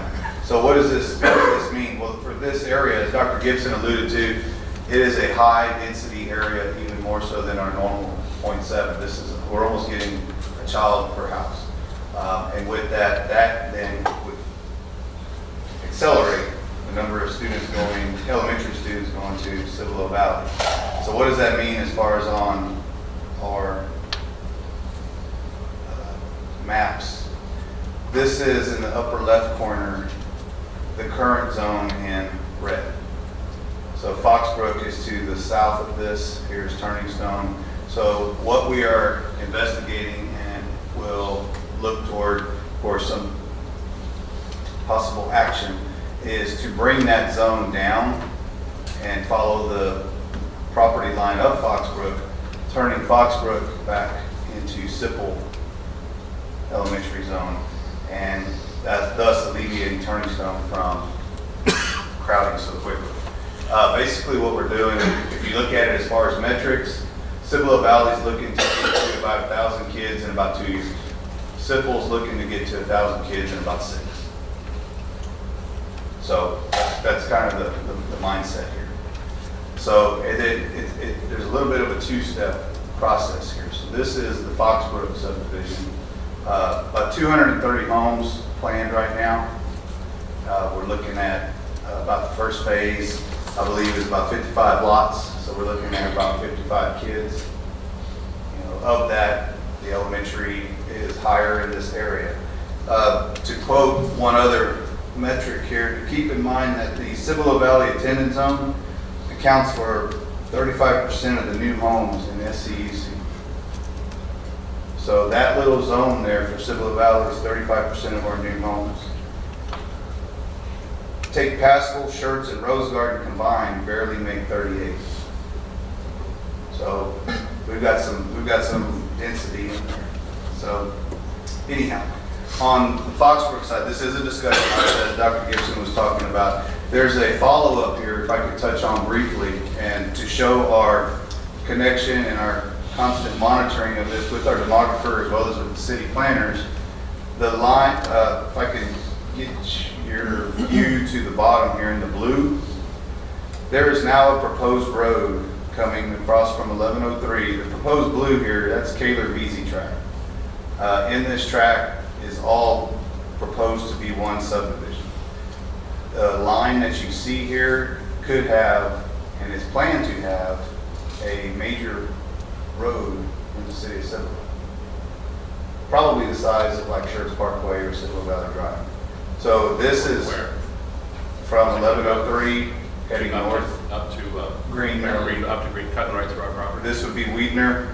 Here's our district property. Right. Here's Green Valley. So this. Well, and initially, it wasn't there through our negotiations. We got it from our property because if that's going to be a junior high, that's going to help us. That's going to say, yeah. And so they moved it over.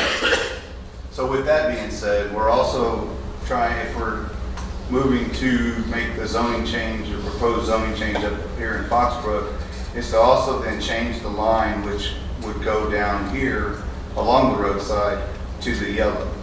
And that would then encompass the entire Kaler-Veazey tract to go into Weiderstown. So that way we're not separating subdivisions. So this is kind of a two-step process. We learned about it here recently, and we wanted to get it in front of the board for possible discussion and maybe bring it back for possible action. Again, no homes, nothing impacted on either of these scenarios. These are all green space areas. There's no lots, there's no sales at this time we're aware of. So it's just moving a line on that. How much longer will that be a true state? What do we have? Foxbrook is scheduled to start having home sales as early as this summer, May, June of 16. So that's why you're bringing it now, because you've got a window here to do this, and it doesn't necessarily impact anyone. Yeah. But starting this summer, we can't say that. Mr. Krusky. Sir. Could you go back to your picture of the Foxbrook subdivision? Yes. What is that road that, I would believe that would be northwest of Foxbrook? What is that? Is that Weiderstown? This road? 1103.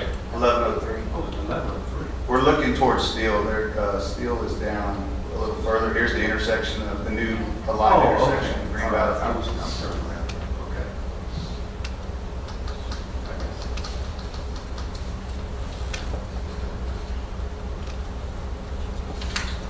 Oh, no, not the one at the top of the page, the one to the left of the page. What is the one at the top of the page? This is Green Valley Road in front of Schertz Valley. That's okay. We turned it upside down. Well, you know, it's not on Google, so I don't know. We're looking south. Well, that's the problem. I never look south. Thank you. So we, I guess, would ask trustees if you have any thoughts over the next month to give us some feedback for thoughts. Does anyone have any questions or thoughts or kind of leanings at this point? I mean, this isn't an action item tonight, but just to give the administration kind of a sense of where we're at. My only thought is I really do appreciate doing this stuff in advance when no one's affected. Sure. That's awesome. It makes our job so much easier, and obviously yours as well. So, I think it's great. I don't have a problem. I agree. Do it before the houses get built. And I would say too, I mean, I know we don't have a duty necessarily, but when we do this, because you know how it is. I mean, you get these real estate agents, various other people will possibly be using old maps.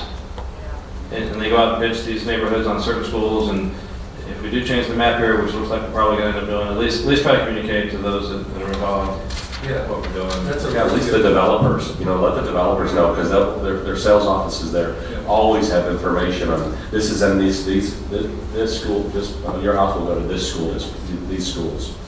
That's good feedback. And this last year, we made a specific effort to start attending and building just an ongoing relationship with what they call themselves, with the area realtors. They meet at Harmon, so it's really bad that we have to go meet them at Harmon's every quarter, but that has helped. To your end, Mr. Weston, that's helped us have that relationship and know who to get in touch with. All right, any other thoughts? All right, seeing none, thanks, Wayne. Looks like you're up next too. So the next item is a report on the January 2016 construction update report, Mr. Bruski. Okay, as you can see, yes you can. There's approximately 43 slides in this presentation. I was going to, for the sake of speed, is kind of go through this again and do the unabridged, or do the abridged version. Unabridged? Yeah. Basically, Cibolo Valley Elementary done. We're doing punch list, final closeout documents. On time, we're done. Steele High School, students moved in this month, along with their teachers. So that was a good thing. And we are doing closeout documents and punch lists there. I have a few pictures there for Steele that I can go through and show you on that one as well.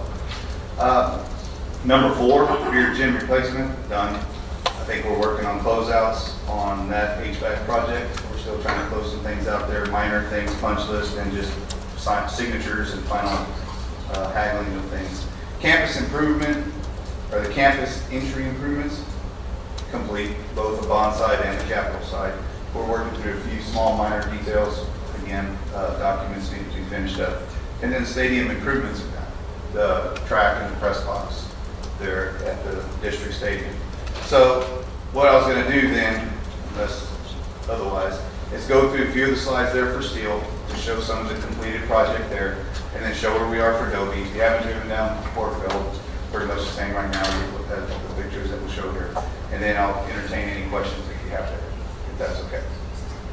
So here's Steele, finished product. Lower floor, first floor, second floor. The first floor here, or the middle floor basically is aligned with the first floor of the main building. So here's a view inside now of the floors and the clear story and the academic side. This is the lower level in the looking down the ROTC corridor. Typical classroom setup. Academic wing computer lab, same format that we had in the original science room with the combined lab in the back. And then our ongoing renovation, this is our final step at Steele, is if you remember on the back of Steele High School where the ROTC was, we blew that area up a little bit and are expanding the welding shop. So you're seeing a welding shop being expanded here for the CTE site. Looking at the renovations and stop. Anyway, so you see the completes, and then we're looking at February being finished in that welding area and hopefully getting through closeout documents, as you can see, taking a little while longer. Questions on Steele? That was a great job. Dobie Junior High. Dobie Junior High, we're about at the, as you see there, 50% complete. We're currently at the phase of erecting steel. At this point in time, we are waiting to finish the structure so that then we can start putting up the studs and the walls and start moving along and getting this project towards the closeout phase. We did do some internal renovations. A new science lab was turned over. And we poured the addition to the locker room at the gym side on the back of the building, so to speak, between the main building and the football. If you recall, we do also have with Dobie, we are continuing our talks and negotiations with the city about the improvements of Bordenfield Road, and we are looking to get a schedule from the city and their engineers regarding that project. We are hoping to do it during the summer, and we're waiting to see if that schedule will show when and where we're going to do that road improvement to that project. So that's we still have to improve that, our side of the road at Bordenfield. Questions on the? Can you mention you're working with the city of Cibolo, their bond did pass, and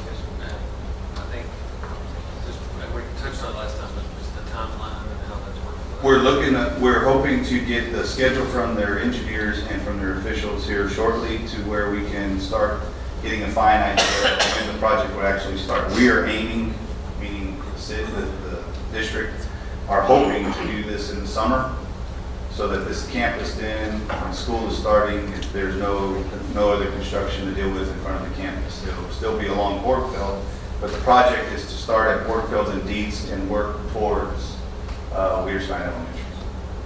So we're trying to get that phase done and using our discussions and our talks to have that project phased that way. Which, I'll just again, I talked about a road living earlier. If we have these opportunities to have conversations before things start getting in maps and stuck on walls, it really helps a lot. And this is another example because there was originally talked about to start on the other end. And, okay, is there any strong reason for that? No. Okay, can we flip it the other way so we can have the school corner finished as we work the way back the other way and have the input? Yeah, I think we do. It's just that ongoing relationship helps. Last but not least, Wilder Capital Improvement Project. We have one more piece that we are trying to accomplish for Wilder. This is in the back. The new wing addition is up here to the north of the page, and this would be additional parking spaces. We have been in negotiations with the contractor to try to do this as an ad. The negotiations did not bear fruit, so we have ceased negotiations and we're moving on to go through and redo this as a new bid process. So to add for the parking spots in the back of the building as well to help alleviate some of the congestion there at Wilder as well. So just as an FYI, we will then be closing out documents with the contractor and also in the meantime starting a new bid process for this parking lot in the back. So Wayne, just visually, where's the basketball court area in this map? Do you know? Up here to the left, about 11 o'clock. So right now, I think that this big field has a couple soccer goals out there. I think. Yes, it's green space and trees, and we have the fire loop lane here as the cursor's flowing. This is actually existing. The fire loop goes around the new part of the wing and ceases right about in the back. Nice.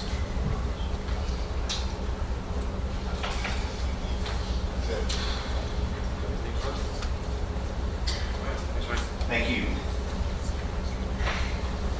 All right, next item on the agenda, Matt Rivera, budgeted purchases of goods and services in excess of $50,000. Mr. President, members of the board, Dr. Gibson. Board policy CH local permits budgeted purchases of goods and services above $50,000, which is our standard contract competitive threshold. When purchased under the listed tax and board approved interlocal contracts, purchasing cooperative, any contract. The superintendent, however, shall subsequently report those purchases to the board. This is that report for this past month. No board action is required for this report.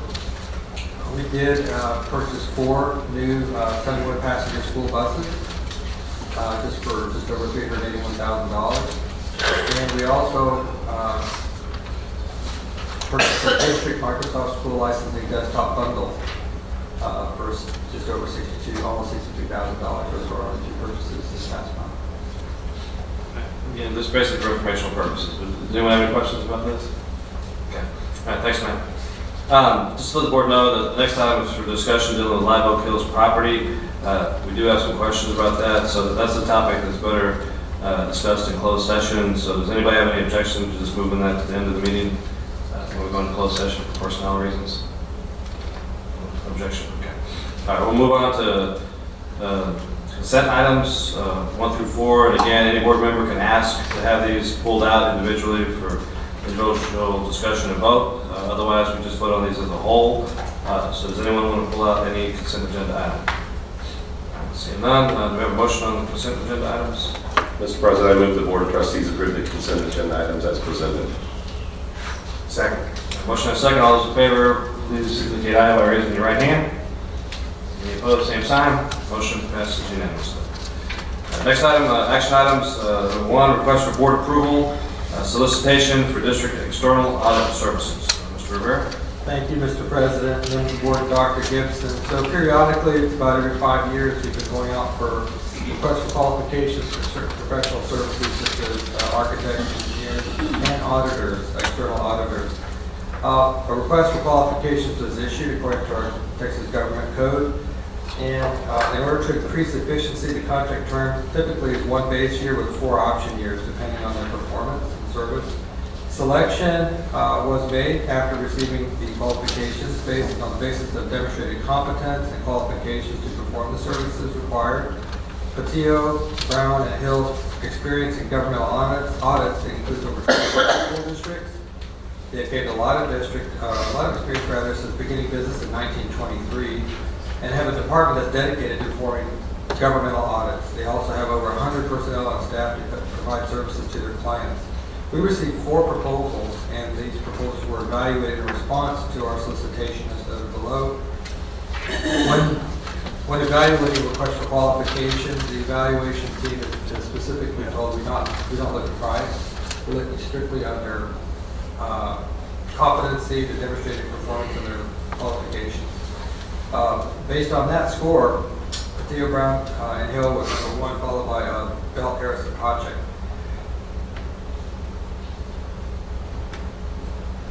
Actually, there used to, I don't remember the name, but there was a CPA firm in Universal City. Armstrong? Yeah, they did our auditing for years, and then for whatever reason we chose to choose somebody, or chose somebody else. They even submitted. Armstrong, Vaughn, and yes, no, they haven't submitted in the last 2. Yeah, nothing personal. I just wanted to. Do they know about it? They did our auditing for years. And Yes, they did. The first competitive proposal we had, or RFP that they did. I met one of their auditors at a HOA meeting once, and they're just going their direction. Okay, all right. Just curious. Does anyone have any questions on this item? Mr. President, I move that the Board of Trustees approve the firm of Patillo, Brown, Hill, and Hill as external auditors for the district, approving the amount of $35,000 for the 2016 annual audit, and acknowledge that the funds are available for this service. Okay, motion and second. Do we have any further discussion or questions? All those in favor, raise your right hand. Any opposed, same sign. Motion also passes unanimously. Next item is request for board approval solicitation for construction bi-directional radio amplification. Mr. Rivera. Thank you, Mr. President. The Schertz-Cibolo-Universal issued a solicitation for proposals to provide and install bi-directional amplification systems at Byron East Field Second High School and Cibolo Valley Elementary in order to provide emergency responder radio coverage in compliance with the 2012 International Fire Code Section 510. 3 companies requested proposals from us and downloaded those. One firm submitted a proposal. S&P Communication actually is the one who did, and they're in San Antonio. They've done business with the district for quite a few years, working with 2-way radios. But they've also worked with other school districts as well. Funding for these projects is to be provided under the 2013 Elementary Middle School Number 8 and the Steele High School Renovation Expansion Project bond funds. S&P Communication, in discussions with them, they've had a lot of experience installing these BDAs, or bidirectional amplification systems. A lot of hospitals have to use this because they have to be able to communicate. There's a lot of things that cause interference with first responders in hospitals as well. So they do a combination of technology and amplifications, and they call it leaky cable in some cases. Fiber optic cable that can pick up radio signals. They still have good communications, and so they have a lot of experience, and they're the ones we're recommending here tonight. Any questions or comments? I have a couple questions on this one. We have to make a motion. Do we have a motion to approve the agenda item? Mr. President, I move that the Board of Trustees accept the proposal for S&P Communications in the amount of $116,603.42 as per solicitation 16-005C, and acknowledge that the funds are available under the 2013 bond fund for Elementary 8 and Steele High School Renovation Expansion Project. Second what you said. All right. We have a motion and a second. Questions or comments? Mr. Pro. Thank you. Sorry about that. Hey, a couple questions on this, and I think this was brought up a couple months or in November when it came up, is that I know there are certain schools that have this issue right now only from experience. And have we had the opportunity to actually test this system that they're providing? And how is it different than the other schools that currently have some issues with radios for emergency responders? You're going back to, we did hire an engineering firm this past year to go out with their technology pack, if you will, and walk around the campus and check the decibel levels as far as radio reception. Something like that would have to happen at any facility if you want to find out if it meets the minimum code requirements under Section 510. As far as other campuses besides the two that we have this requirement for, I don't know if Mr. Pruski's got anything on his long-range plan on this. Not at this time.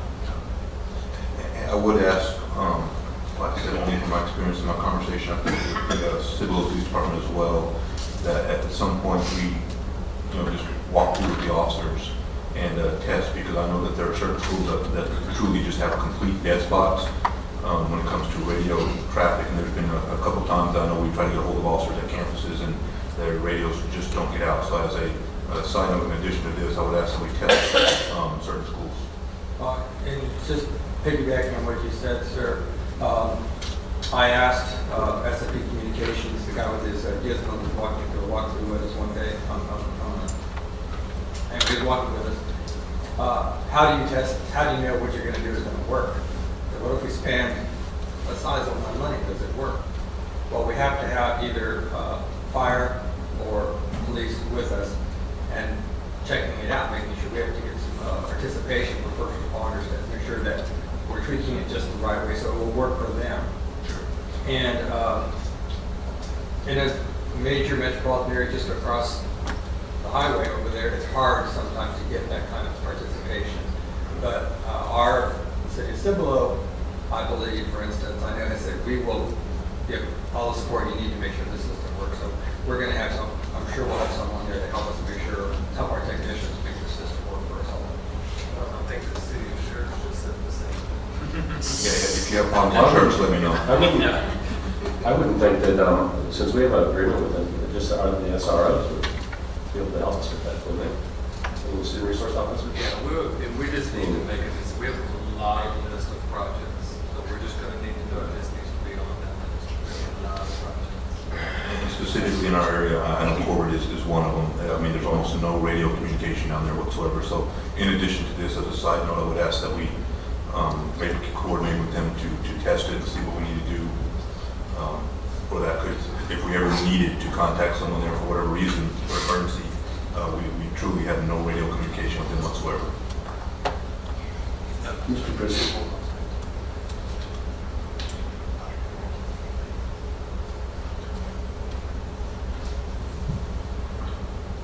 In the future, that's what if that's your comments or the question, I'm trying to understand what your. I've made a note and I'll follow up Okay. with the board president. This is a different action item. It's something about a future addition to our already long list of projects. Mr. Persky, I do have a quick question. It may have been asked and answered. I apologize. Why these two schools and why now? I mean, is it because they're new?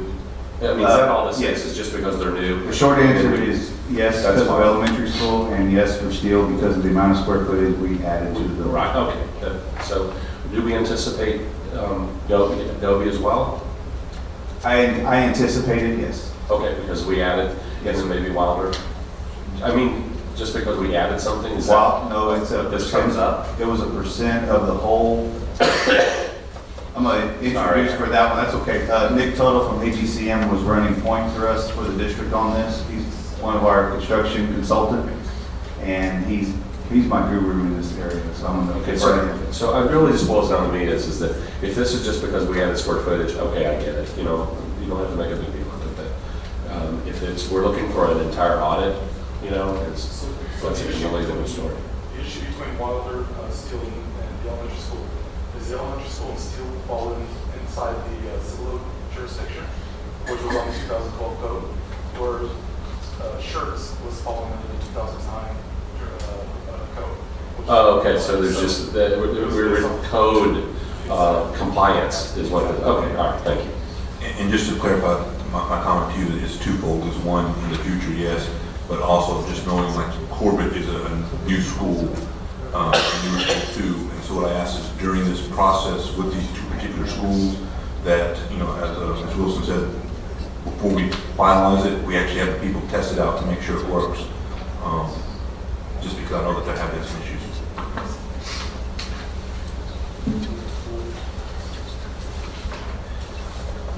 Any further questions on this item? We already have a motion and a second, so all those in favor, please raise your right hand. Any opposed, same sign. Motion passes unanimously. All right. So thanks to everyone who's stuck it out to this point. Nick, appreciate you being here. Sorry we got to your questions last part of the meeting. Should have given you more time after staying here for a couple hours. At this time, the board's going to go into closed session. There's going to be two items on the agenda for that. One dealing with employment of contractual personnel. We're authorized to go into closed session under Texas Government Code 551.074. Also refer back to agenda item 10A6, discussion live oak hills property. Even though that's not delineated as a closed session item, we're authorized to go into closed session pursuant to Texas Government Code section 551.072 to discuss that item. Those will be the only two items discussed in closed session. And we'll come back into open session to make any action items. Before we break, Dr. Edwards, if you can take Matt and Wayne to your conference room and get somebody's computer hooked up to that big screen so we can look at that property. Okay, and then trustees, if y'all will join me in my office, we'll take care of that matter, and then we'll come join y'all down there. There's no reason for anyone else to stay after executive session, except just a core group. Linda, other than you need to Dee. I see some disappointed faces back there, so if y'all want to stay, you're more than welcome to stay. So we will go into closed session here at 8:13 p.m. All right, we're good. We're back in open session. Call it 9 o'clock p.m. First item on the agenda, request board action, employment of contractual personnel. Ms. Campbell. The positions on the employment list as presented are replacing and filling the budgeted positions for the 2015-16 school year. Mr. President, I move that the Board of Trustees approve the employment list as presented of contractual personnel for the 2015-2016 school year. I second what he said. All right. We have a motion and a second. All those in favor, raise your right hand. Any opposed, same sign. Motion passes unanimously. For the record, I'll also indicate that we don't. That's all we need on the personnel, correct? Linda? That's all we need on personnel, right? Okay, thanks. Just for the record, we also did discuss a real estate issue in closed session. This time, we're going to the review of the board master calendar and request for future discussion action items. You got that? But, yeah. Go ahead and briefly tell us what's in the future. We're going to the future. Do it briefly or non-briefly? Briefly, I think we the have consensus will be briefly. January 29th is the Commissioner's Court in Seguin, 10 a.m. And on January, I'm sorry, I'm going backwards. Let me move. On the February 1st,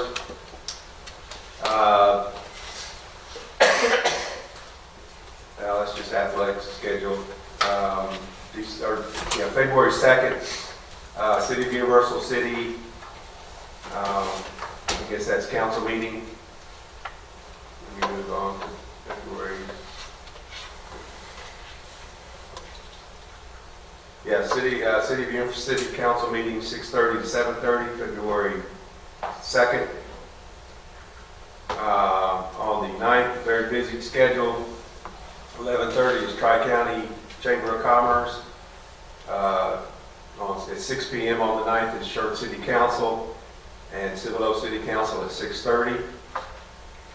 And on the 11th, we have Selma City Council at 6:30. That's a Thursday.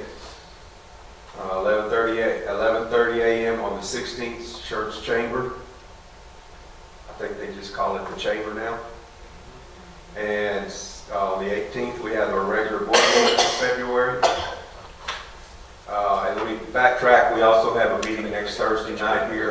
6 o'clock on the 28th. Just to remind you, and then remind you again about the Schertz City Council and Cibolo City Council with the reading the proclamation. The 23rd of February, there's a 6:30 p.m. City Council meeting for Cibolo. And on the 1st of March, we have a Universal City Council meeting at 6:30 p.m. February is 29 days this year. Just cover a couple of those things. Just so for everybody to know, I think Dee Dee sent out, or Priscilla sent out a couple of emails. Next Tuesday night at 6 p.m. at the Schertz City Council, they're going to do a proclamation for School Board Recognition Month. I think we're going to be the first item on the agenda. And Dee Dee, you've already got a few names of the folks that are going to be able to go. I don't think everyone's going to be able to make it, but Priscilla may have it. But. She may have it. Okay. I'm still working out whether I won't be there. So that's at 6. I mean, the game plan is to do it there. We'll be out of there by 6:20, 6:25, hopefully. Head on over to Cibolo at 6:30 is when they start their meeting. We're basically on the top or the front part of their agenda as well. And hopefully the same folks can just go over there. It's a proclamation. Just so y'all know, it may sound self-serving, but I'm actually the one who contacted both cities to see if they would like to do this. I mean, the city of San Antonio did it about 2 weeks ago. Just thought it'd be a good idea or an opportunity for us to get together with the other city councils. It's good for them to get to know us to get to know them, and it was just kind of a good excuse to get us all in the same room, quite honestly, and they were happy to do it, and so we certainly give them our thanks for bringing us in. It's kind of sad if you don't know who the city council folks are, they don't know who we are, and the administrators work together quite often, but sometimes the councilmen and the board members don't. Also, just do want to point out last week, Dr. Gibson, I saw a page. I think Mr. Westbrook went down to Region 20, State Board of Education, had a task force meeting and whatnot to discuss assessments and accountability. You want to add anything to that as to what took place, Dr. Gibson? Yeah, and this was the simultaneous to the commissioner's appointees for the new accountability, or the governor's appointees. It includes the commissioner, the state board president wanted to run a simultaneous process. And I thought it was good. We got some good parent volunteers given to us. Ms. Drasbig gave us some good names, and they went with us. And I thought we were well represented, board members, administrators, and parents, all present and engaged on the next generation of accountability. Also, do you know when that grassroots meeting is for Region 20?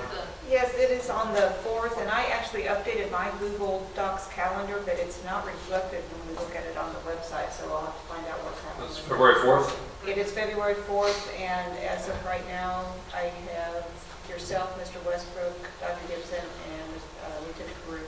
Okay. Yeah, if you haven't had a chance to go, I'd encourage you to go. It's great. We'll have all the local legislators, I'll all be there. Just a good chance to have a meeting with the state legislators to discuss what's going on with public education. So I think that'd be a great opportunity for you guys. I'm sorry. As far as SLI, no, not SLI, the winter governance down in Corpus, do we have anybody going to that you know? Okay, that's it so far? Okay. And then next Tuesday, right? You want to talk about going to the test? Yeah, I mentioned earlier, you're working on it? Well, what time are 11:30, I think is what they were talking about. Okay. But it's at 2, and then it's over at 3, and then we'll need to just get in the vehicle and take off. We've got to get back to Schertz City Council about 6. Yeah. Scott Harrod is going. If you're leaving at 11:30, I'll probably be able to make it. I have a doctor's appointment at 9:45, but it's here, so I should be through by 10. Francisco Harris is going to drive you guys.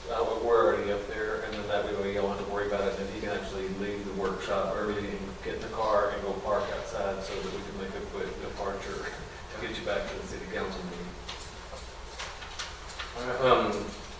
Last thing, so we're going to meet again next Thursday night, and Dr. Gibson and I will get the agenda posted. And again, from my standpoint, I just want to have a kind of open-ended discussion about ways that we can improve as a school board and our board operating procedures, and just be giving some thoughts over the next week. You know, if you think we should have our own business cards so we can hand out to the public, they need to email us. I mean, we need to have our emails more prevalent on the website, different functions that we could attend, or just anything that you think that we could do to be a better, more effective school board. Just ideas that pop into your head. The intention from my part is to kind of have a free-flowing, open conversation, just brainstorming on especially with the new guys. I mean, what are some thoughts that you guys have, things you've heard on the street, good, bad, and ugly, on what we can do to improve things as a school board. So just give some thought to that over the next Thursday night. Yes. 6 o'clock.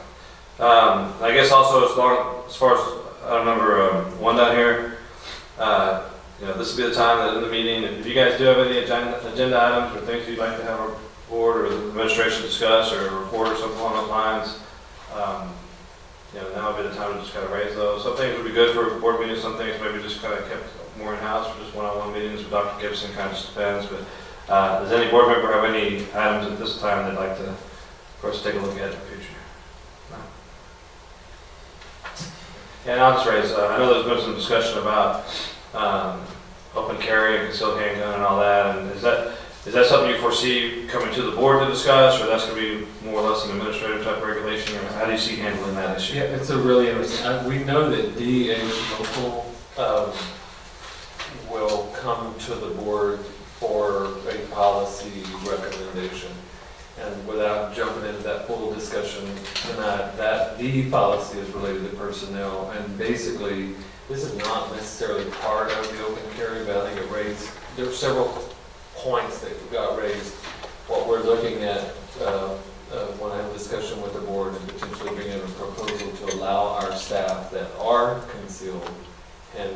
licensed concealed handgun, to stow their vehicle on school parking lots appropriately locked, of course, while they're in the school teaching. And there's almost no way to have that discussion without the concealed handgun discussion that's coming. I think what we the other day had been, and we had one trustee there representing the city of Schertz as a law enforcement officer, and then the city of Cibolo and some attorneys and another Cibolo officer and staff members all in the room. And I think it was a really good meeting. I think we generally had consensus. We needed to really fine-tune it down to some exact locations. And so that may initially, Mr. Chairman, to your question, be an admin reg until we get some of the kinks worked out of it. And then I think what we're talking about is potentially bringing that to the board, either for just awareness and or action as a policy change, essentially. But the staff is going to have to come to the board for policy change, and that's going to kind of open up the conversation.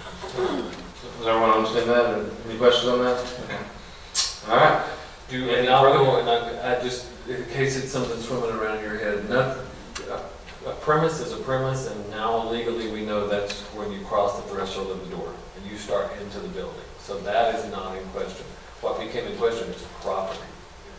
And where can an open carry be on property? And so that's what we're addressing. I think, like anything else, corporately, corporations are really, are stationed in states that have this. I mean, Oklahoma's had it for over 2 years and 3 years now. Texas now has it. You got to get it right, because there's a lot of people out there wanting to test the waters on if you know how it's right, there's all kinds of different people going on. The Constitution allows me to put my gun in my car anywhere in the world, but what we do with employees, that's a different story. Now, the school district can write a policy, what we want. They can supersede, any of that stuff. That you just can't do something because it is private property.